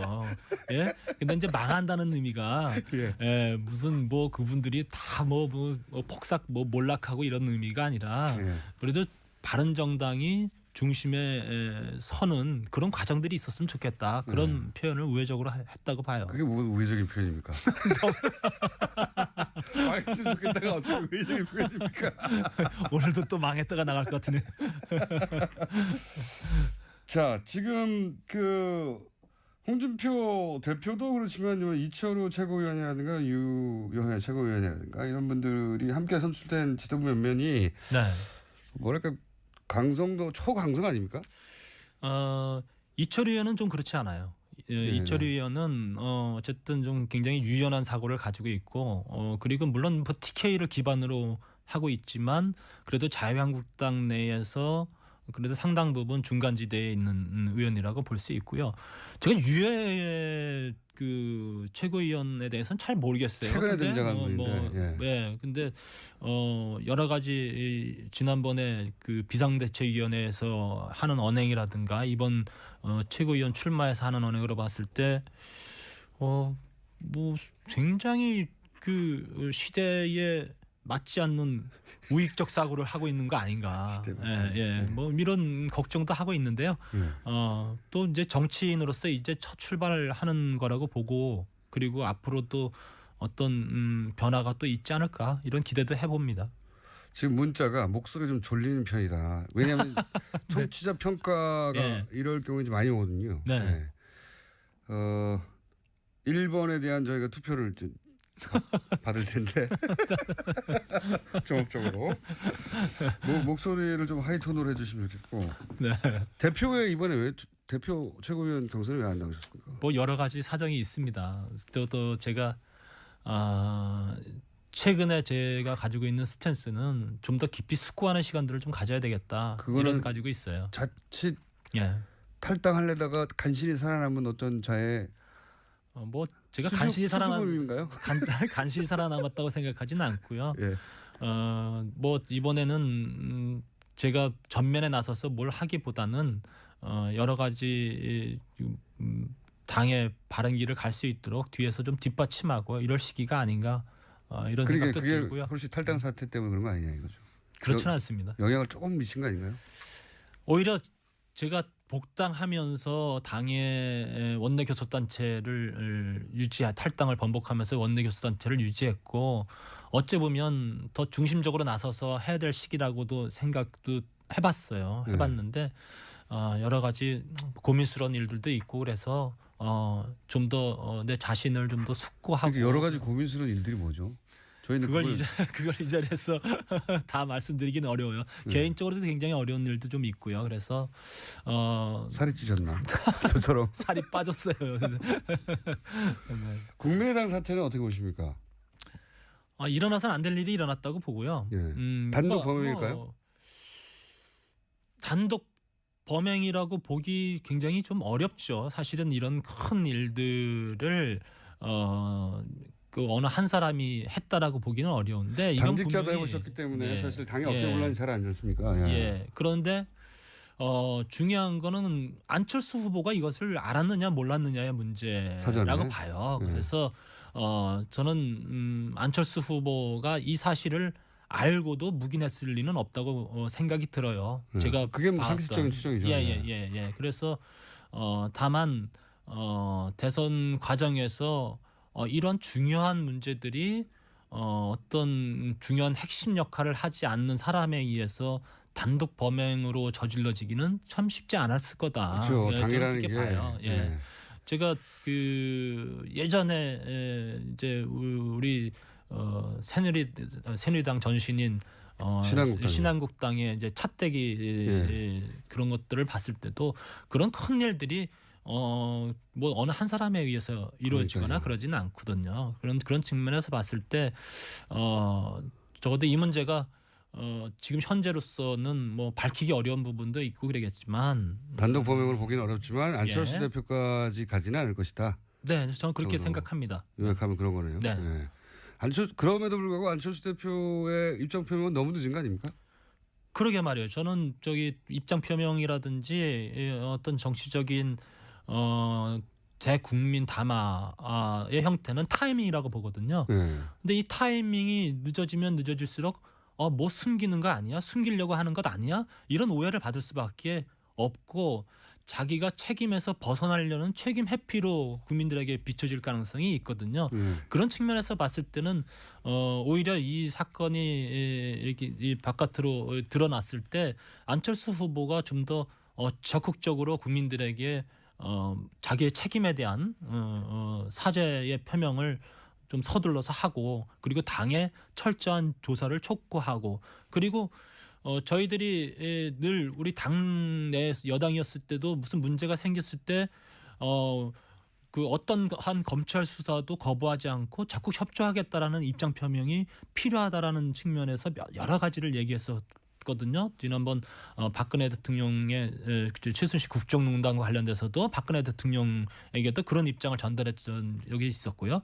그런 측면에서 봤을 때 본인이 이 정도의 분명한 입장 표명을 좀 앞서서 해줬으면 좋겠다라는 생각을 했는데 지금 너무 뒤로 숨어 있는 거 아닌가 이런 생각이 들어요. 목소리가 이제 차범근 의원 나오신 게 아니냐는 문자도 오고 있습니다. 젊은 차범근이냐라고 중간 들으신 분 같아요. 차범근이면 괜찮은 편이네요.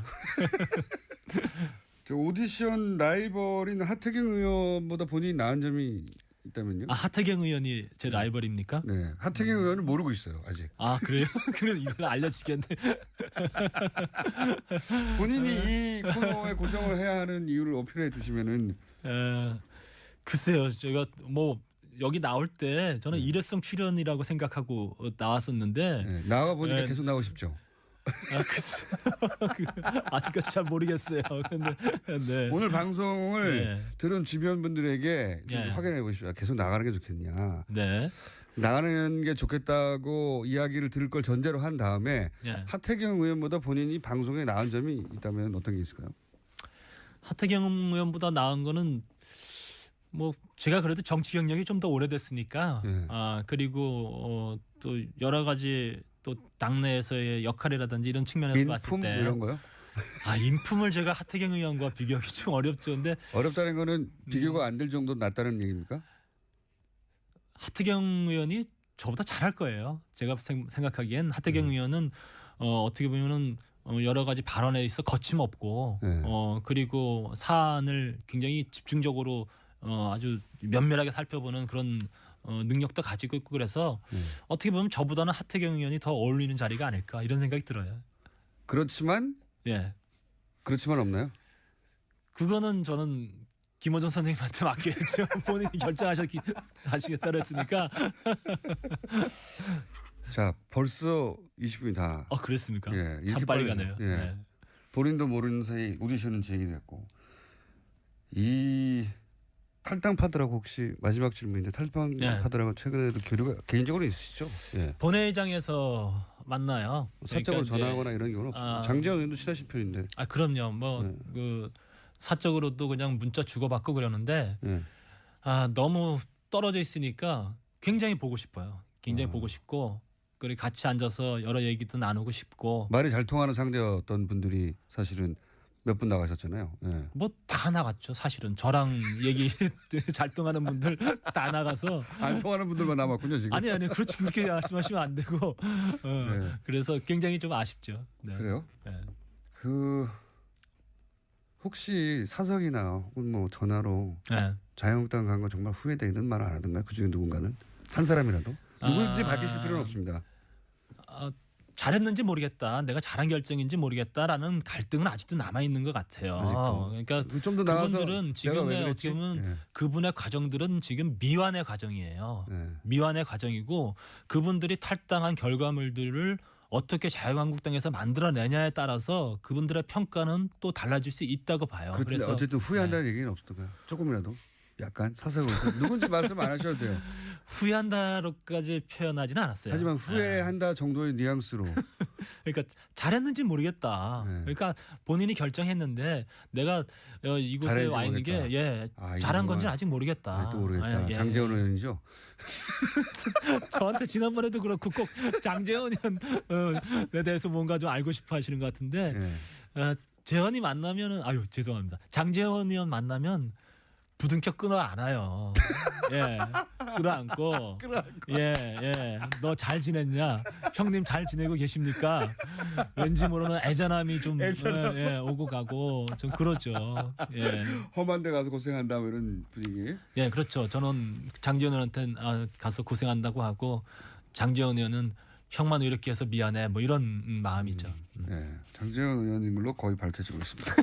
자, 오늘은 여기까지 하고 네. 저희가 오디션 결과는 곧 통보하도록 하겠습니다. 네, 떨어질 것 같네요. 지금까지 바른정당의 황영철 의원이었습니다. 제보 조작 사건에 관한 조사 결과가 어제 발표됐습니다. 조사 단장으로 직접 조사를 진행한 국민의당 김관영 의원 연결됐습니다. 안녕하세요, 의원님. 네, 안녕하세요. 김관영입니다. 네, 시작하실 때 잠깐 인터뷰했었는데 고생하셨습니다. 우선. 예, 감사합니다. 네, 자체 조사다 보니까 어려우셨죠, 여러 가지로. 네, 뭐 여러 가지 한계가 있는 것이 사실이고요. 예. 또 저희가 이런 결과를 발표를 했을 때 예. 한편으로는 발표한 이후에 검찰 수사 결과가 저희가 발표한 거하고 또 다른 결과가 나올 경우에 생길 수 있는 그러니까요. 후폭풍도 걱정이 되고요. 예. 또 한편으로는 검찰이 전혀 알지 못하고 있는 것을 저희가 먼저 쉽게 말하면 알려버리는 통에 검찰이 알게 돼가지고 수사를 확대하거나 또 새로운 긁어부스럼을 또 만들 수 있는 그런 여지가 있기 때문에 사실은 대단히 조심스럽습니다. 그러나 또 저희가 아무 일도 안 하고 가만히 있을 수는 없기 때문에 네. 지금 현재의 상황에서 주어진 상황에서 저희가 할 수 있는 최선의 조치는 다 하고 발표를 하는 것이 국민들께 대한 도리고 또 예의라고 생각을 하기 때문에 그렇게 했습니다. 알겠습니다. 그 법조인 출신이시니까 수사권이 없는 게 얼마나 한계가 있는지 뭐 너무나 잘 아실 텐데, 네. 그래서 뭐 아쉬운 점이 많으실 텐데, 전체적으로 이제 조사 결과는 발표가 됐고 여러 언론을 통해서 보도가 됐으니까 여전히 명쾌하지는 않다고 하는 대목 몇 가지만 제가 여쭤보겠습니다. 네. 네, 그러시죠. 네네. 그 안철수 전 대표가 이유미 씨로부터 이제 문자를 받았는데 확인을 하지 않았다 이런 내용이 있었습니다. 근데 제가 그 문자 전체를 한번 확인해 봤더니 이런 내용이더라고요. 제가 한번 읽어보겠습니다. 어제 이준서 위원과 면담하셨다 들었습니다. 제발 고소 일괄 취하 부탁드립니다. 이 일로 구속까지 된다고 하니 저는 정말 미치도록 두렵습니다. 죽고 싶은 마음뿐입니다. 절박한 마음으로 부탁드립니다. 제발 조속히 고소 취하도록 꼭 부탁드립니다. 이게 이제 문자인데 이거를 받았지만 읽지 않았다고 하는 게 이제 안철수 대표의 이야기죠. 네. 네. 그렇습니다. 이게 이제 카톡 혹은 뭐 바이버 문자 이런 거겠죠? 일반 문자로 왔습니다. 일반 전화번호로. 이거는 일반 문자였습니까? 예, 일반 문자로 왔는데 안 대표께서 아침 7시 5분에 왔습니다. 그게. 네. 그랬는데 그냥 열어보지 않고 그대로 두었다가 9시 47분에 이용주 의원에게 전화를 받습니다. 그리고 나서 전화를 받고 나서 이제 거기서 이유미 얘기가 나온 겁니다. 이제 이용주 의원이 보고를 하니까 그러면 아까 이유미라는 사람한테 전화 문자가 하나 온 거 있었는 것 같은데 이거 한번 봐야 되겠다 해서 이제 보게 된 거죠. 이용주 의원 이야기를 듣고서야 이제 그 문자를 확인했다 이런 얘기인 거죠. 예, 그렇습니다. 근데 이제 전날 이준서 의원과 면담을 했다고 이제 문자에 나오는데 예. 이준수 의원이 뭐 그게 조작된 거는 몰랐다는 입장이니까 뭐 조작은 몰랐다고 해도 네. 그게 이제 이유미 씨가 제보자로부터 파일을 가져왔고 그래서 지금 제소된 상황인데 이 임들 좀 해결해 달라. 뭐 예. 최소한 당시 상황 설명을 했을 것 같은데. 예, 간단하게 했죠. 한 5분 정도 만났습니다. 네. 예, 이준서 씨가. 그러면은 제 궁금증은 뭐냐면 네. 전날 이준서 의원이 간단하게 이런 일이 있었는데 이제 제소 문제가 지금 크게 곤란하게 됐으니 좀 고소 취하하도록 좀 힘 좀 써달라 이런 얘기를 5분 정도 했다면 네. 그 내용에 등장한 이유미 씨가 문자한 걸 굳이 확인을 안 한 건 좀 이상하지 않습니까? 아, 그러니까 금방 김어준 씨가 말씀하신 대로 예. 이준서 씨가 24일 날 오후 4시경에 안철수 대표를 만날 때 이유미 씨 얘기를 하고 고소 취하 얘기를 했다면 이유미 씨로부터 문자 왔을 때 연관이 있기 때문에 좀 더 했겠죠. 하여튼 이유미 씨 얘기가 전혀 없었다. 예. 고소 취하 얘기도 없었고 이유미 씨 얘기도 없었습니다. 그러면 이준서 의원은 가서 고소 취하 얘기를 안 하고 무슨 얘기를 했다는 걸로 지금 알려졌나요? 그것은 이준서 씨의 진술, 또 안철수 대표의 진술, 그 자리에 참석한 보좌관의 진술, 3명의 진술이 다 일치하는데요. 뭐냐면 이준서 의원이 이제 본인이 태어나서 처음으로 검찰의 조사를 받도록 이게 통보가 됐습니다. 이준서 씨가. 그러다 보니까 이준서 씨는 이거 내가 내 개인적인 일을 하다가 검찰 가는 것도 아니고 이 대선에서 선거 운동하다가 결국 고소돼가지고 조사까지 받게 됐는데 어떻게 당에서 이렇게 전화 한 통화 없고 나몰라라 하냐. 이거 참 너무 하는 거 아니냐. 이 토로를 안철수 대표의 측근에게 전화를 했습니다. 그랬더니 안철수 대표 측근이 야 그러면 이거 대표님 한번 만나서 얘기 한번 해봐라 라고 이렇게 연결을 해준 거예요. 그래서 24일 날 만나게 됐고 그 자리에서 이준서 씨가 가서 그 얘기를 한 겁니다. 제가 지난번 문준용 씨 특혜국 사건으로 지금 연루가 돼가지고 이번에 조사받게 됐습니다. 그러니까 안철수 대표도 이준서 씨가 이 사건에 연루된 것을 그날 처음으로 알았다는 거예요. 그래서 뭐 사실 모를 수 있죠. 예. 저는 그래서 그러냐. 근데 당에서 전혀 도움이 없어서 내가 진짜 너무 서운합니다. 얘기했더니 그러면 안 된다. 이런 건 당에서 적극적으로 둬야 되니까 내가 다음 주 월요일 날 당의 법률위원회에다 얘기해서 당신을 좀 적극적으로 도우라고 얘기를 할 테니 그렇게 알고 있어라. 이 얘기를 하고 나온 겁니다. 도움을 청하는 정도였다. 근데 여기서 이제 이유미 씨가 이준서 씨가 연관됐다는 건 얘기를 안 했다는 만난다는 얘기를 듣고 만난다는 얘기를 듣고 이유미 씨는 그걸 부탁을 했어요. 안철수 대표한테 꼭 고소고발 취하 얘기를 꼭 해줘라. 라고 얘기를 부탁을 했습니다. 이준서에게. 근데 이준서 씨는 그날 그 자리에서 그 얘기를 안 했다는 거예요. 그럼 왜 안 했냐? 부탁을 받았는데도 왜 안 했냐? 자기는 그것이 그렇게 절실하지 않았다. 좀 당의 변호사 도움만 받으면 가서 정상적으로 그 숨겨진 소위 지금은 조작된 거죠. 소위 익수님이라는 분하고 박미주라는 분이 이유미가 보호하고 싶을 텐데 그분들이 가서 사실대로 얘기하면 모든 것이 다 해결될 것이니까 자기는 고소고발 취하가 그렇게 급하지 않았기 때문에 그 얘기를 하지 않았다. 알겠습니다. 그러나 안 대표를 만나고 와서 이유미 씨에게는 자기가 체면상 가서 얘기를 했다. 그리고 안철수 대표가 그것에 대해서 알아보겠다고 했다라고 거짓말을 했다고 그렇게 얘기를 했어요. 알겠습니다. 뭐 좀 다소 복잡하긴 한데 무슨 얘기인지 무슨 얘기인지는 제가 이해를 했고요. 어쨌든 그러니까 이유미 씨는 이준서 씨의 그 얘기를 듣고 그 문자를 보낸 거죠. 안 대표한테. 자, 어제 이준서 씨를 만났다고 들었습니다. 그럼 이준서 씨가 당신에게 그런 얘기를 했을 거 아닙니까? 그러니 고소고발 취하 꼭 좀 부탁드립니다라고 하는 문자를 보낸 거죠. 알겠습니다. 그 이준서 씨와 안철수 대표의 해명은 그랬다는 거고요. 네. 그 내용은 또 뭐 검찰이 다시 한번 짚어보겠죠. 제가 또 하나 여쭤볼 것은 벌써 하나에 7, 8분을 쓰셔가지고 간단하게 짧게 여쭤보겠습니다. 네네. 제가 조사 첫날 여쭤본 건데 뭐 토플 학원 다녔다, 뭐 시민사회수석 딸이 은행원이다, 딸이 문중 씨 또래다 이런 정보는 개인이 취득할 수 없지 않느냐. 이 혹시 취득 루트는 확인해 보셨습니까? 이유미 씨는 그렇게 얘기했습니다. 3가지 루트를 통해서 자기가 이 내용을 짜집기 했다. 첫 번째는 자기가 실제로 알고 있는 파슨스를 나온 동문들하고의 대화 내용, 거기서 들은 얘기. 두 번째는 인터넷에 들어가서 댓글 내용. 그리고 세 번째는 그 당시에 이미 시중에서 돌아다니는 언론에서의 내용. 이거 세 가지를 자기가 짜집기해서 그 내용을 시나리오를 썼다. 이렇게. 그런데 그 중에서 이제 시민사회 수석의 딸이 문준용 씨 또래다 이런 내용은 없거든요. 저도 뒤져봤는데. 그러니까 이 얘기가 토플 학원을 다녔다거나 뭐 이런 것도. 그 얘기가 특히 시민사회 수석 얘기가 들어가니까 이거는 당시에 같이 다니는 사람이 아니면 이건 도저히 알 수가 없는 얘기다. 그런 뭐 그런 신뢰감을 주는 내용이긴 한데. 검증팀에서는 실제로 그걸 확인해봤다고 합니다.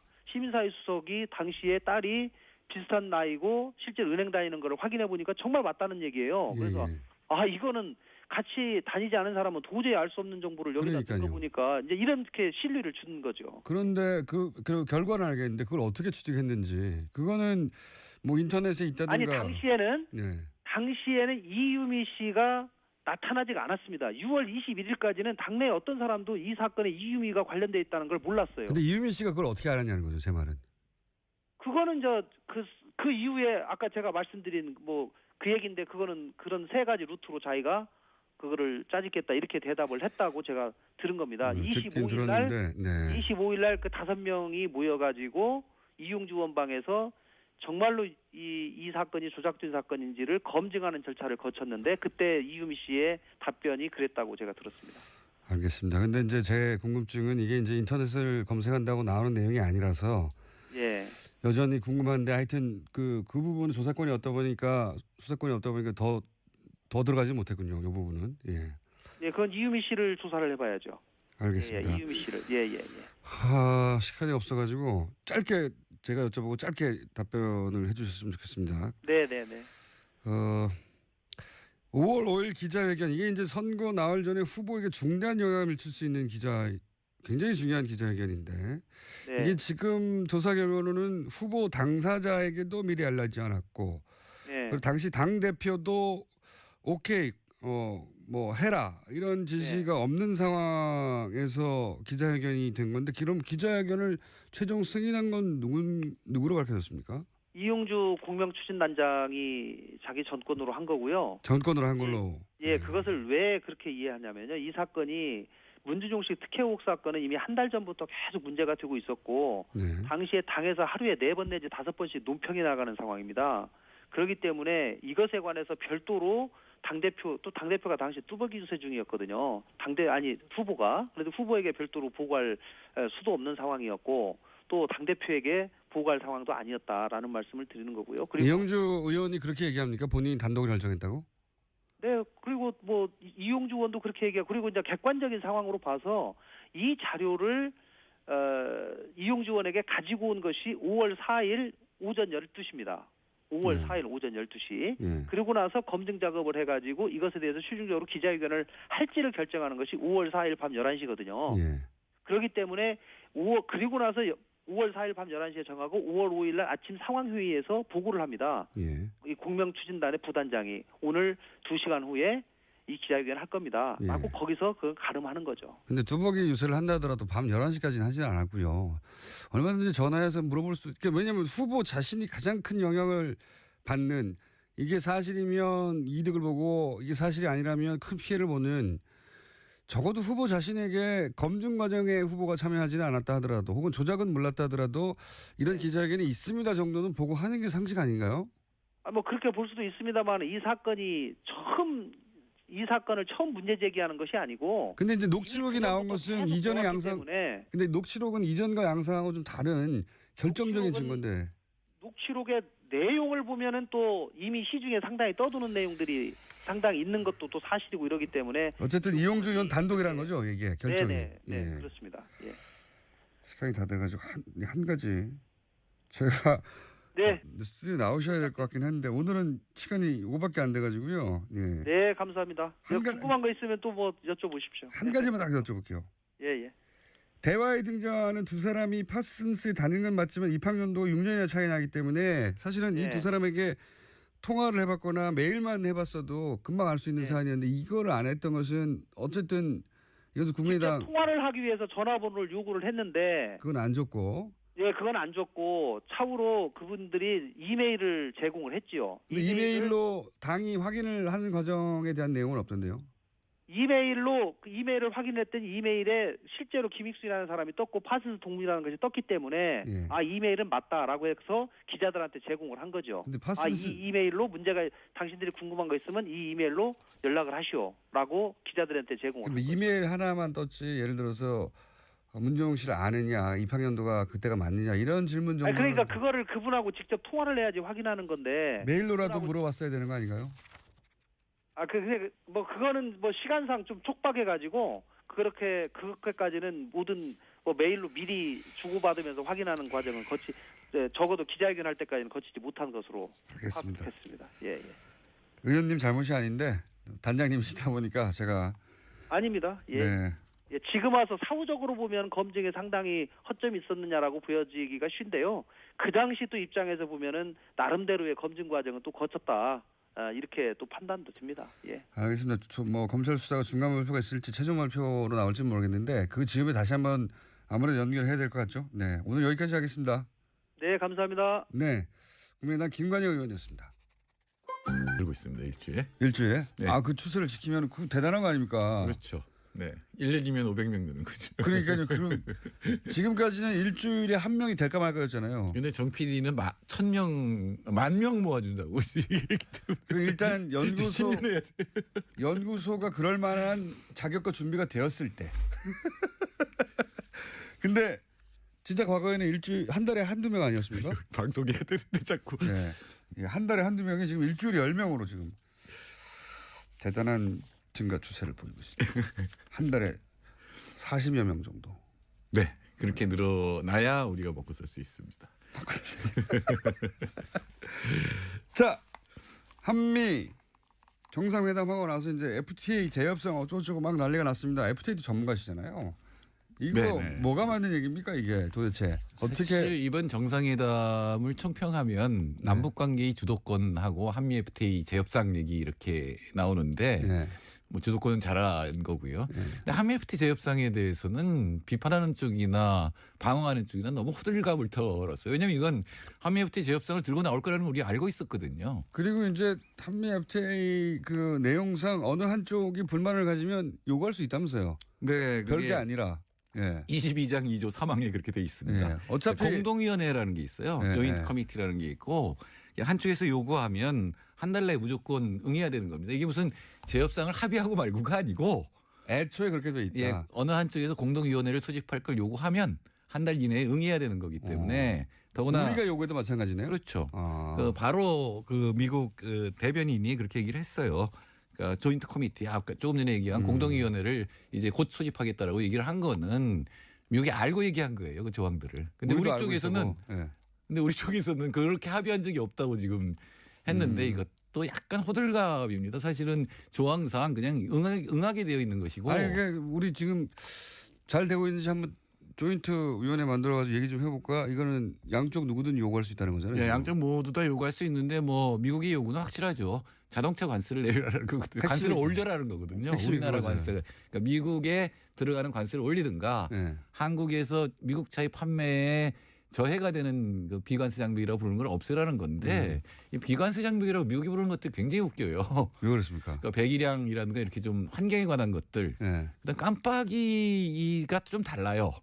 깜빡이 위치가. 그거를 미국식으로 바꾸라 이게 말도 안 되는 얘기고. 우리한테. 예, 그리고 우리나라에서 자동차 수리 이력, 그러니까 수리했으면 그 이력을 갖다 쓰는 것들이 있는데 그걸 없애라라든가 뭐 이렇게 사실 안전과 관련된 것들이기 때문에 사실 비관세 장벽은 문제가 아니고 아마 관세가 아닌 다른 종류의 장벽 지금 말씀하신 뭐 규정을 가지고 들이대서 이제 그거하고 시비를 걸긴 할 텐데. 그게 걸릴 게 별로 없어요. 그렇기 때문에 아마 자동차 관세를 갖고 이제 논쟁을 벌이게 될 겁니다. 관세를 가지고. 네. 이게 FTA 관련해서 이제 다시 이제 테이블 위에 올려놓자 하면 이게 금방 되는 일입니까 이게? 아니 그 원래 한미 FTA 조항상 특별히 공동위원회에서 그런 걸 논의하게 돼 있기 때문에 형식적으로는 아무 문제 없고요. 제 말은 뭔가 다시 조건을 이제 조정하자고 할 때 이게 하루 이틀이 될 일인가요? 아니죠. 뭐 우리가 질질 끌면 한없이 끌 수도 있는 거고. 근데 근데 협정이라고 하는 것은 어차피 주고받는 거기 때문에 저쪽이 요구하는 것과 우리 쪽에서 분리하는 것들이 있거든요. 그러니까 저쪽 요구하면 우리도 이쪽 내놓을 그렇죠. 카드가 있는 거 아닙니까? 예, 그리고 이제 그게 어느 정도 균형이 되면 이제 합의가 되는 거고 안 되면 이제 한없이 계속 가는 거고. 그러니까 지금 거죠. FTA로 인해서 우리가 큰 손해를 보게 됐다. 재협상 요구에 따라서 이것도 호들갑이라는 말씀이신 거죠? 그렇죠. 예. 사실 이제 미국에서 들고 나오는 게 미국의 무역 적자입니다. 이게 이제 우리나라가 미국에서 보는 무역 흑자가 약 280억 달러 정도가 되거든요. 근데 그 중에 이제 무역 흑자는 그런데 우리나라 서비스는 적자거든요. 그것 빼면 한 반쯤이 이제 흑자인데 이게 이제 문제 재밌는 게 100억 뭐냐면 달러 수준이군요. 그러니까 흑자가. 양쪽에서 전부 우리가 우리나라 쪽에서 한미 FTA 추진한 쪽이 우리가 이익이라고 주장했을 거 아니에요. 처음에는. 아니 지금도 그렇죠.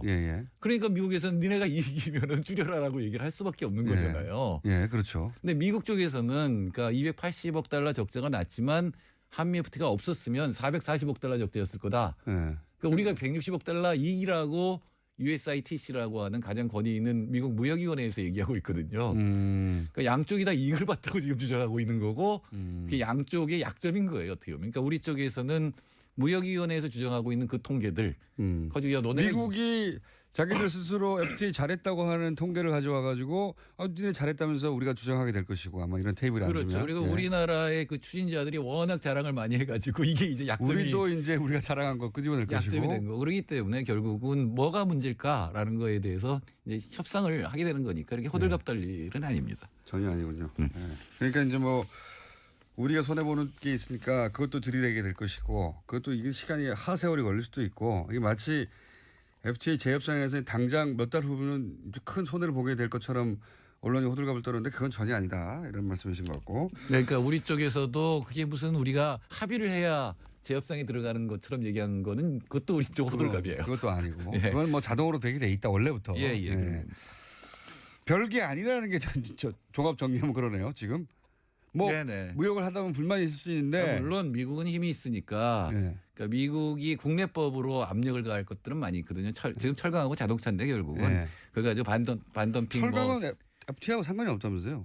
네 때려요. 반덤핑을 상관이 없는데도 불구하고 그런 것들을 때릴 수가 있기 때문에 이제 그런 문제에서 압력을 받게 되는데 그 자체로는 그렇게 큰 문제가 아니고 우리 쪽에서는 그러니까 지적재산권 서비스 투자가 우리 쪽에서 피해를 보는 부분들이거든요. 그러니까 그 부분을 들고 나가면 되고 그리고 무엇보다도 투자자 국가 제소권이라고 하는 거. 우리 정부의 정책을 미국 투자자가 제소할 수 있게. DS인가 뭐 그거. 인베스터 스테이트 디스퓨트 세틀먼트.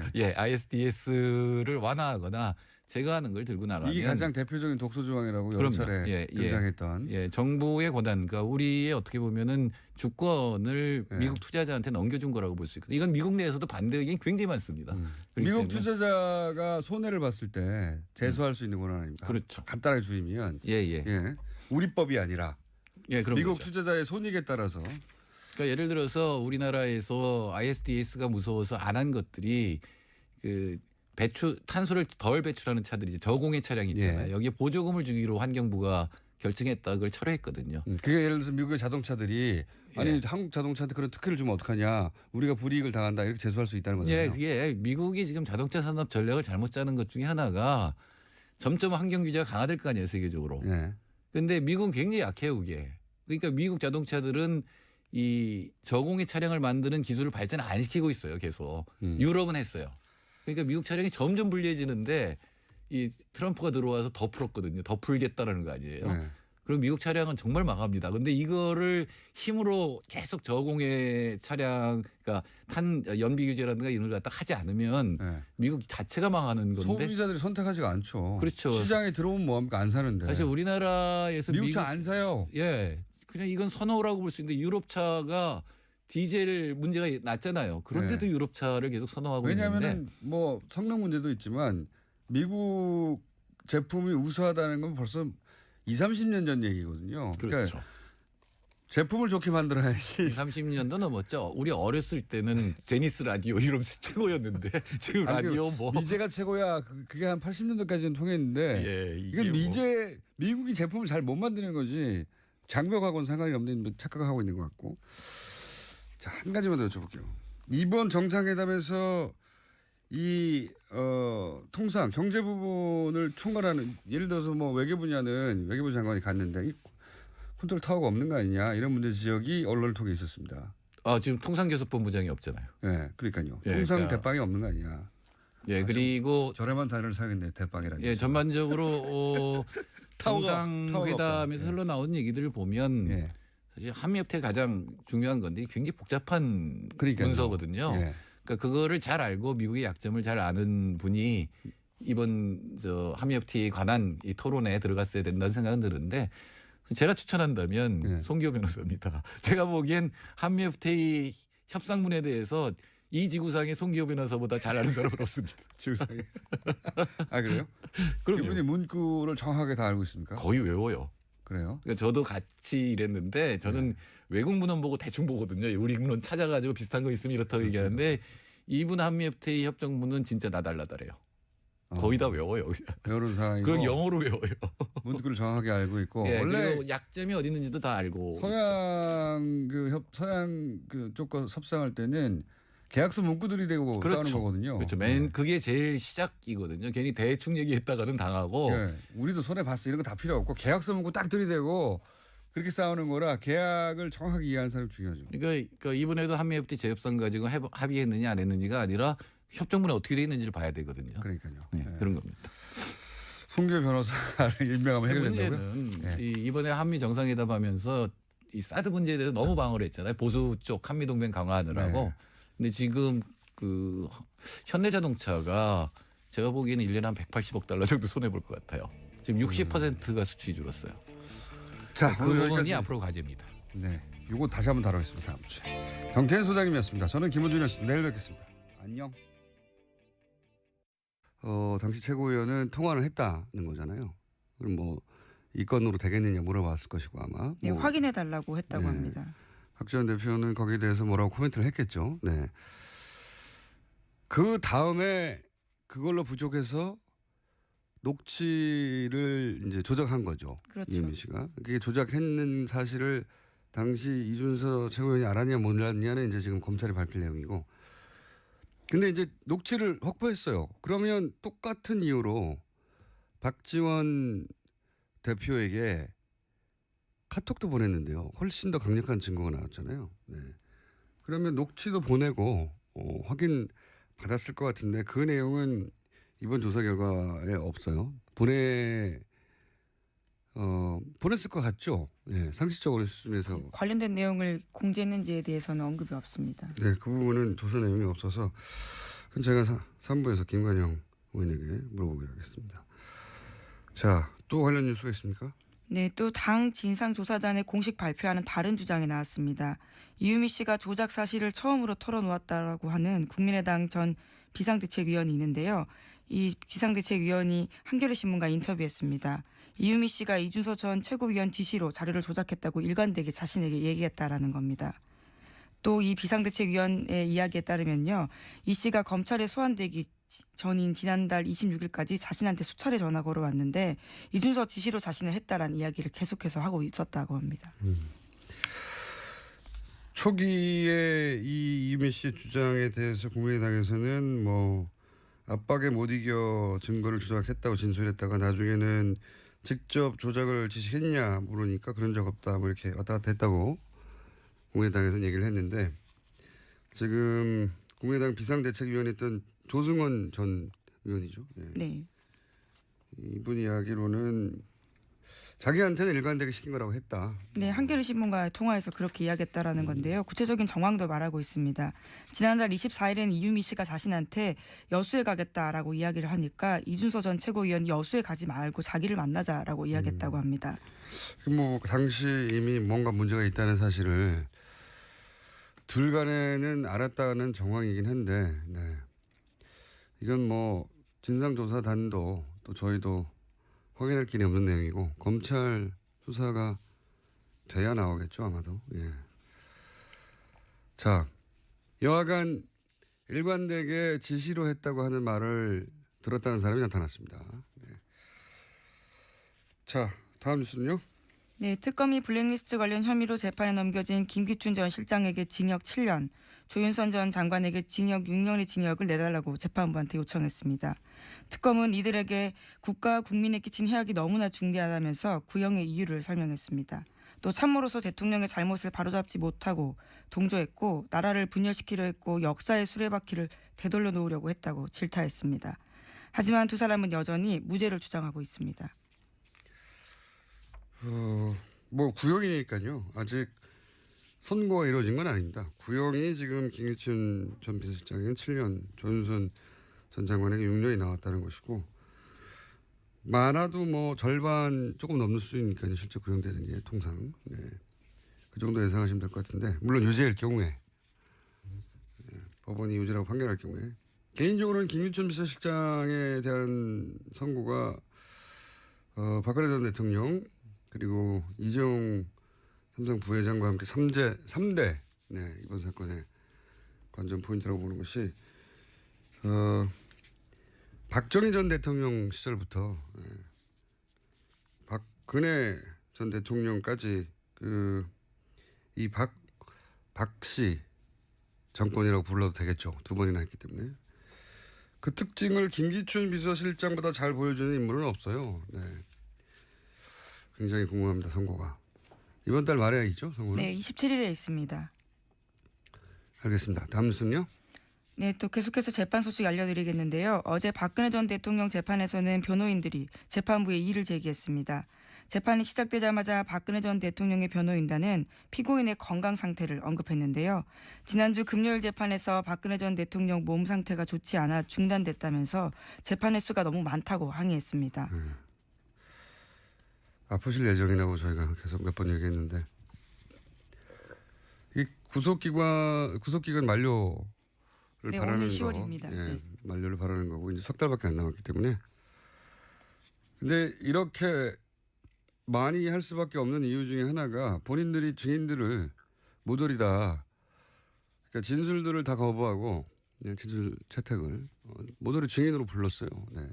본인들이 이렇게 만든 거예요. 그래놓고 다시 건강이 안 좋기 때문에 이렇게 자주하면 안 된다고. 어떻게든 이제 구속기간 만료까지는 버티려고 하는 거겠죠. 네, 지난주 금요일에는 박근혜 전 대통령이 책상에 머리 박고 한동안 엎드려 있었습니다. 피곤하다, 아프다, 몸이 안 좋다 그런 표시겠죠. 네, 그래서 관련된 증명 자료도 제출하겠다라고 밝히고 있습니다. 알겠습니다. 예상한 대로 계속 흘러가고 있습니다. 다음 순요. 예, 어제 문재인 대통령이 오바마 전 미국 대통령과 토마스 바흐 IOC 위원장을 잇따라 만났습니다.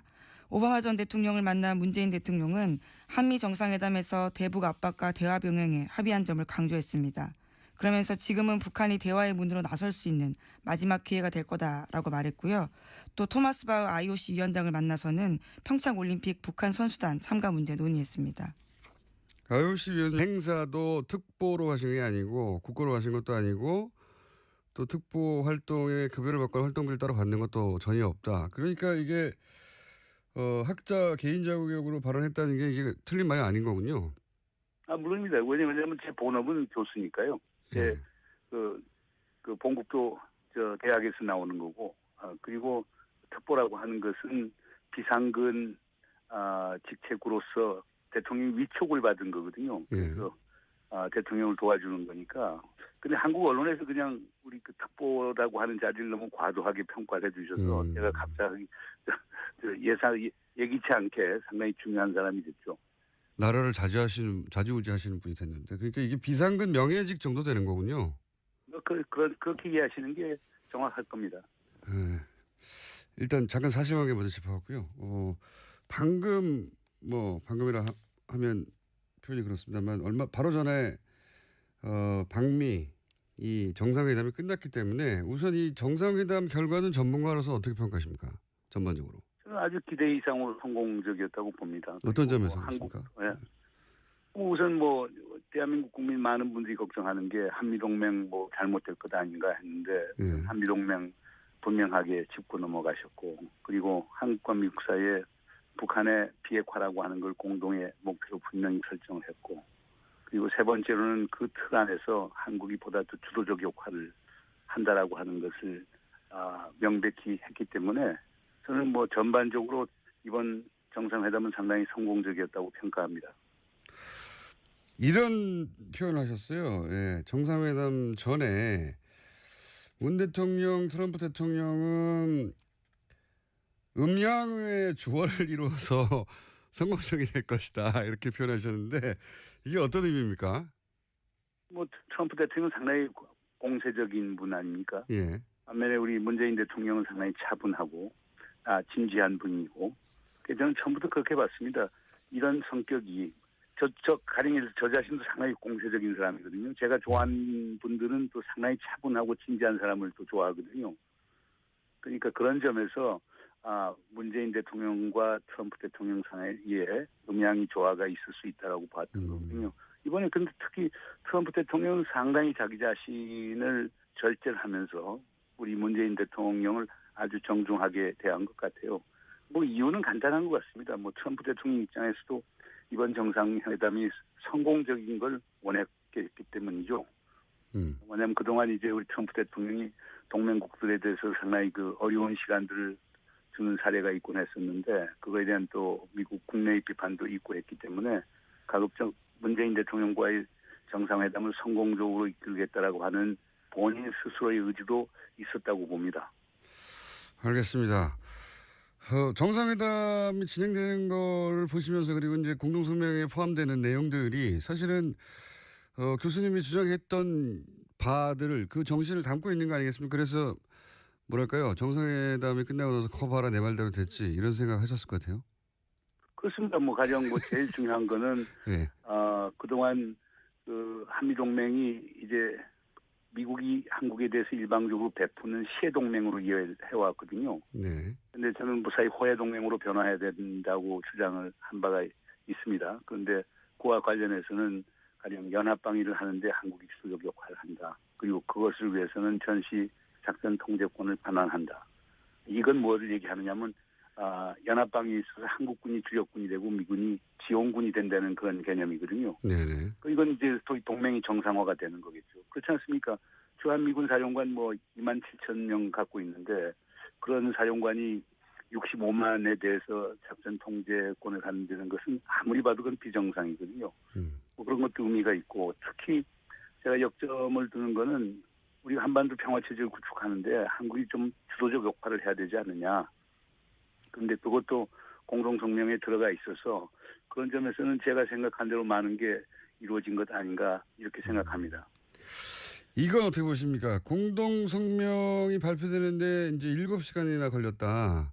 이 대목은 어떻게 해석하십니까? 왜 어떤 이유로 7시간이 걸렸고 이 의미를 좀 해석해 주십시오. 7시간이 걸린 이유에 대해서.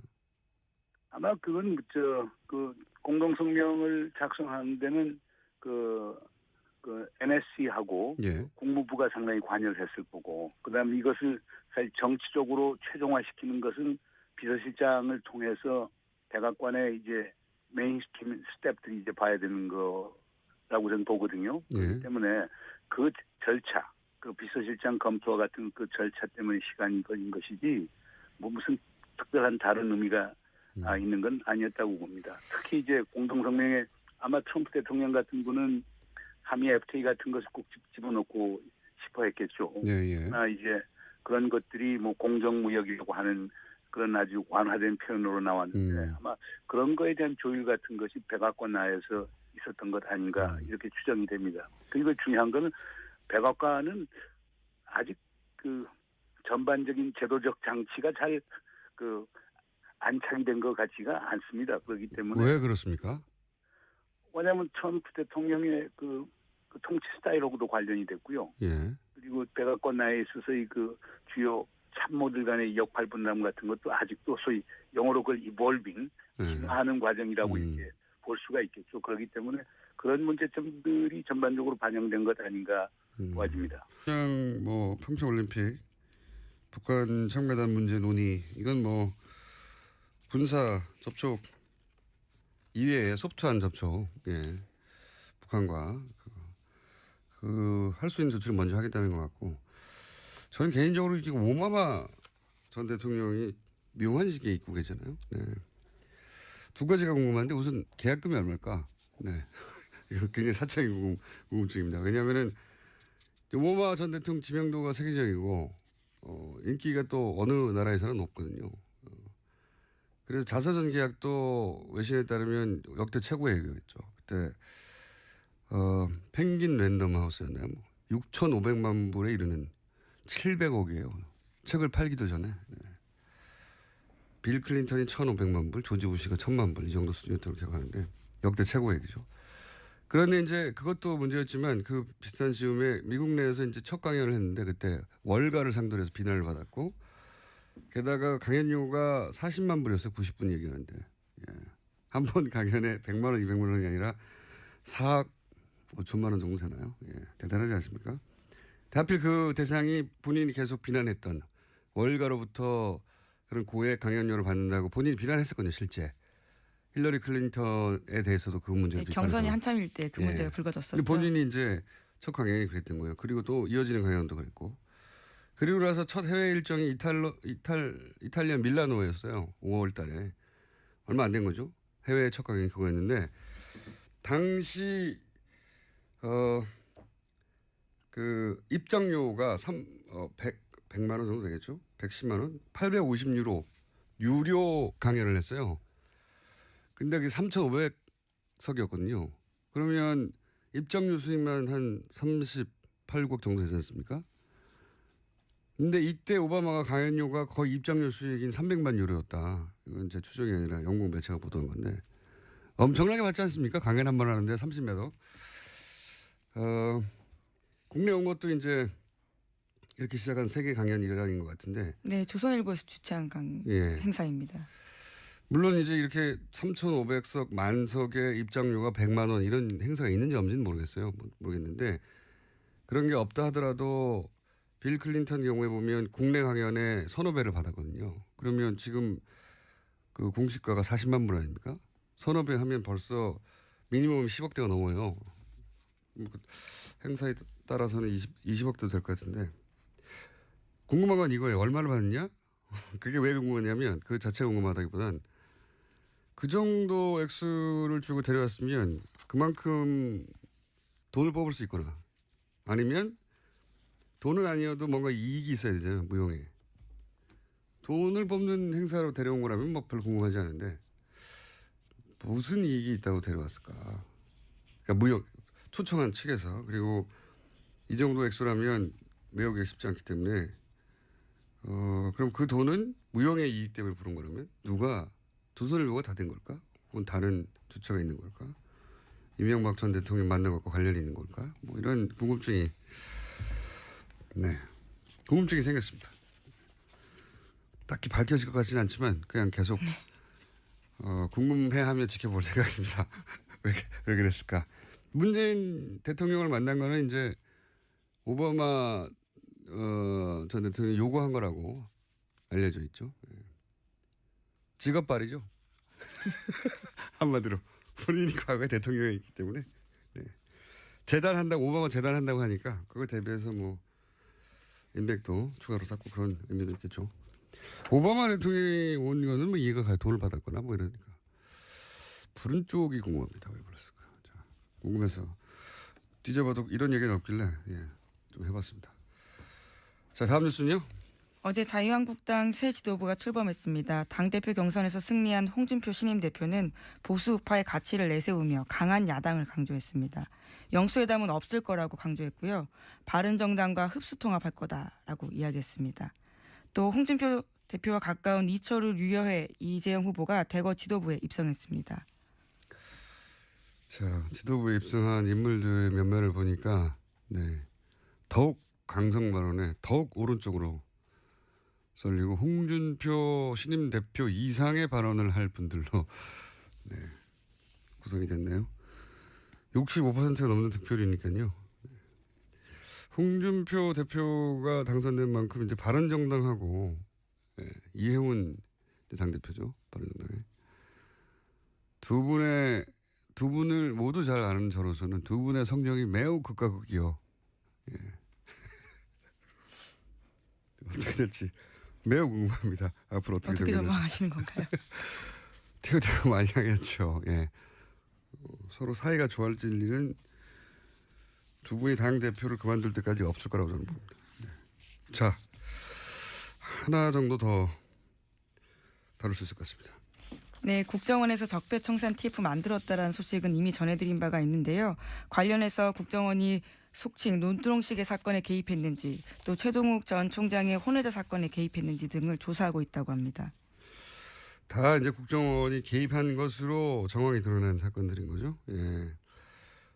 예를 들어 최동욱 혼외자는 어떻게 알았냐? 이 당시 국정원 직원이 재판정에 나와서 화장실에서 식당 화장실에서 들었다 뭐 이런 식의 이야기를 한 바가 있죠. 식당 화장실 옆칸에서 모르는 사람이 하는 이야기를 들었다. 이 말은 입니다. 지난주 금요일 삼성 이재용 부회장의 변호인단은 마필 매매계약 해제 문서를 법정에 제출했습니다. 말 세탁을 통해 정유라에게 말의 소유권이 이전됐다는 특검 주장은 사실이 아니며 그 증거로 매매 계약을 해제하고 말을 반환받는다는 합의서를 제시한 겁니다. 한마디로 말 판매 취소하고 내가 되돌려받았으니까 그 말들이 내 말이 맞다는 게 증명됐다. 이런 거죠. 전 이 주장이 납득이 안 갑니다. 삼성 주장대로 애초 최 씨에게 말을 빌려준 거라면 삼성전자 박상진 사장과 승마협회 박원호 전무의 보고서와 메모에 등장하는 이 건은 정권 교체가 되면 문제가 될 거란 내용은 뭔가요? 그리고 줄곧 삼성 소유의 말이었으면 그 문서는 1차, 2차 영장이 청구됐을 때 그때 진작에 제출됐어야죠. 그랬다면 구속 자체를 피할 수도 있었는데요. 또 그때 매매했던 쌀시도라는 말은 이미 다른 사람에게 팔려서 이번에 되돌려받지 못했죠. 줄곧 삼성 소유였는데 어떻게 중개상의 마음대로 말을 팝니까? 지금 입증된 건 삼성이 판매했던 말들을 9개월 만에 다시 자신의 수중에 넣었다. 이거 하나 아닌가요? 그러니까 부회장이 구속되고 재판이 시작되니까 줄곧 삼성 소유였다 주장하기 위해서 팔았던 말들을 재구매한 게 아니냐. 그런 계약이 쉽지 않아서 9개월이나 지난 올해 5월이 되어서야 합의서가 작성된 게 아니냐. 그 9개월 기간 중 얼마든지 말 세탁이 있었을 수 있는 게 아니냐. 당연히 이런 의문을 가질 수 있는 거 아닙니까? 저는 삼성의 주장도 언론이 삼성의 주장에 이런 질문을 하지 않는 것도 납득이 가지 않습니다. 김어준의 의문이었습니다. 네. 이 말 세탁 그리고 어제도 잠깐 얘기했던 그 매매 마필 계약 해지서. 예, 계약 해지, 매매 계약 해지.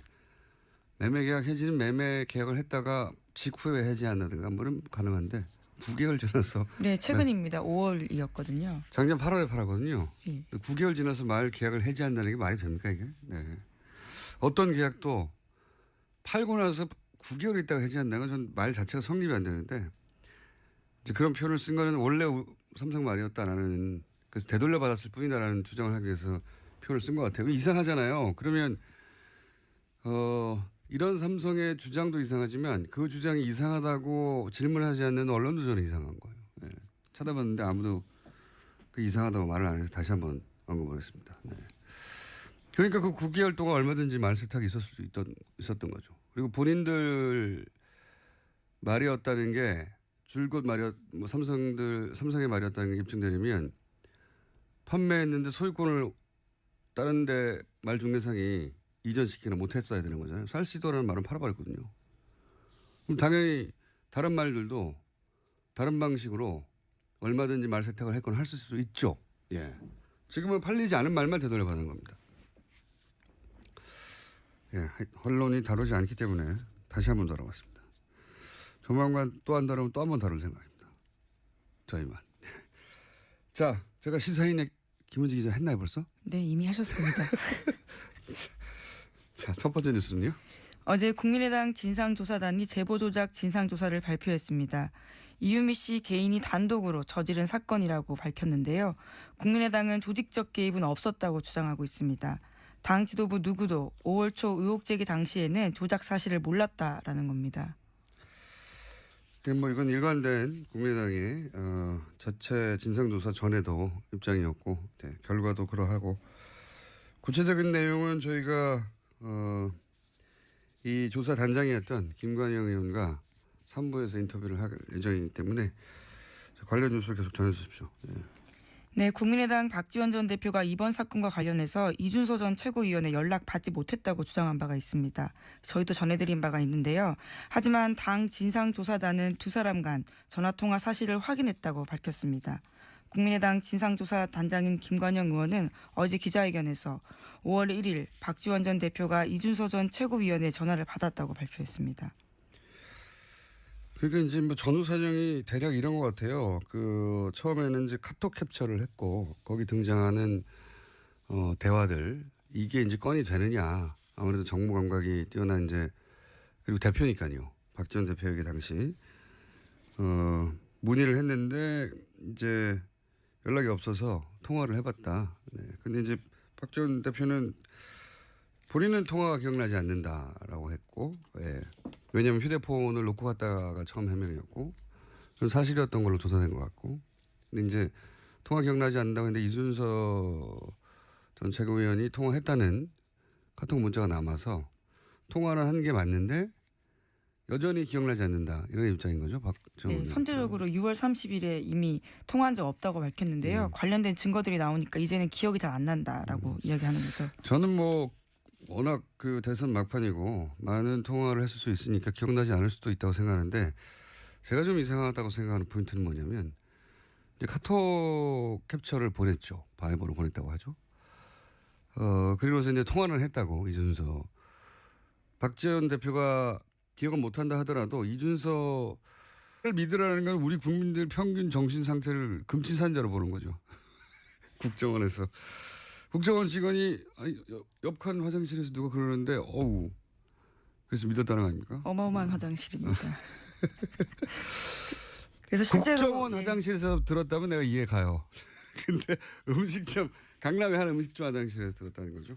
네, 그래서 실제로 국정원 직원 송모 씨는 1, 2심에서 모두 유죄 판결 받은 바 있습니다. 그걸 누가 믿습니까? 어떤 재판장이 일반인도 그렇고. 근데 이제 검사가 되면은 국정원에서 이제 소위 말하는 조난 파일, 네. 그게 계속 업데이트 된다고 봐야 하고 승진할수록 검찰총장 정도면 당연히 그런 파일이 있었겠죠. 네.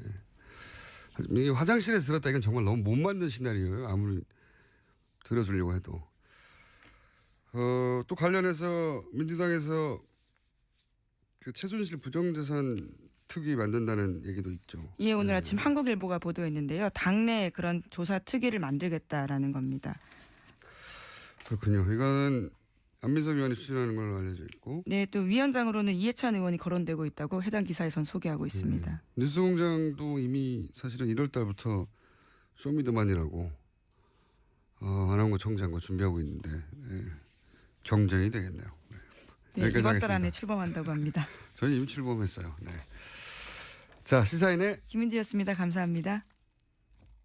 어디 뭐 댕길 기분이 아닙니다. 세상에 어째 될라고 이래. 참. 아이고. 오늘 내가 저 나온 이유는 뭐 딴 거 아니고 김어주이. 니 자꾸 내 건들래? 응? 가만 좀 냅둬 좀. 응? 그 김경주이 나오고 난 뒤부터 말이야. 응? 자꾸 저 쓱쓱 건들고 자꾸 뭐 하는데 다 끝난 거야. 어떻게 되질 않아. 응? 참. 아이고. 국민 여러분. 요즘 저 세상 보면 참 세상이 이상하게 돌아가는데 여러분 막 속지 마시 바랍니다. BBK 어떠다 하는 거 다 가짜. 전 그거 아니야. 제가 누굽니까? 저 MB? 저 MB 하면 도덕성 아닙니까? 도덕성? 뭐 그렇습니다. 역대 정권 중에 도덕적으로 막 가장 완벽한 정권 바로 접니다. 저 자체가 막 도덕성입니다. 저 김어준이 내 때 저걸 그 짤 봤어야 돼. 그때 잡았어야 돼. 저걸 내 놔둬가 저 그냥 진짜 컬투쇼 만세다. 정상회담 직전 문정인 대통령 통일외교안보 특보에 워싱턴 발언이 한미동맹의 위기를 초래했다며 대서특필됐었습니다. 대통령 특보 문정인 연세대 특임 교수 전화 연결돼 있습니다. 안녕하세요, 교수님. 안녕하세요. 네, 지난주에 저희가 연락드렸었는데 이제 정상회담 끝나고 인터뷰하겠다고 하셨습니다. 그렇죠? 네, 그리고 전 특보 자격으로 얘기하는 게 아니고 교수 자격으로 얘기하는 거니까 양해 바랍니다. 알겠습니다. 혹시 다른 질문 전에 저희 뉴스공장 들으십니까, 평소에? 예. 가끔 듣습니다. 가끔. 제가 왜 이런 말씀 드리냐면, 당시 그 발언 때 그게 뭐가 문제냐고, 국내 매체 중에 거의 유일하게 첫날부터 제가 옹호를 한 방송입니다. 그러니까 다른 방송에서는 안 할 이야기까지 오늘 좀 해주시길 부탁이 드립니다. 예, 감사합니다. 예. 저희도 장사를 해야 되기 때문에. 다른 이야기 전에 그 워싱턴에서 학술대는 그게 언제 결정된 겁니까? 특보 대신 후에 결정된 건가요? 아니, 훨씬 전에 결정됐죠. 그리고 그건 한 지난 5년 동안 매년 해왔던 한미동맹에 관한 회의거든요. 그렇군요. 그러니까 제가 궁금한 건 이겁니다. 특보가 되기 전에 결정이 된 거죠? 물론이죠. 예. 훨씬 전에 결정. 그러면 대선도 전에 결정된 건 몇 개월 전에 된 건가요? 대선 전에 결정이 됐죠. 정확하게 회의를 하기로 한 거는 작년에 합의를 본 거고요. 작년에요? 그다음에 프로그램의 성격은 금년 1월 정도 됐기 때문에 대선 전에. 특보가 되신 후에 결정된 게 아니었다. 그렇군요. 그러면 그 학술대는 국고로 가신 겁니까? 왜냐하면 나라 돈으로 가서 그런 말을 했다고 보수 언론에서 비판도 있었기 때문에. 아닙니다. 거기 이제 전직 외교부 장관, 통상교섭본부장, 그 현직 국회의원들은 사실상 그 외교부에서 지원해준 공공외교 그 지원사회 하나로 가셨고요. 그리고 저를 포함해서 교수 세 분은 동아시아 재단에서 여비 지원을 해줬죠. 그러니까 국고를 받고 간 것도 아니다. 이것도 사실관계가 틀린 비판이었네요. 자, 그럼 특보는 어떤 역할을 하는 겁니까? 대통령이 특보라는 게. 저는 뭐 두 가지로 봅니다. 하나는 대통령이 자문을 요청해 오는 거에 대해서 자문을 해주는 것. 예.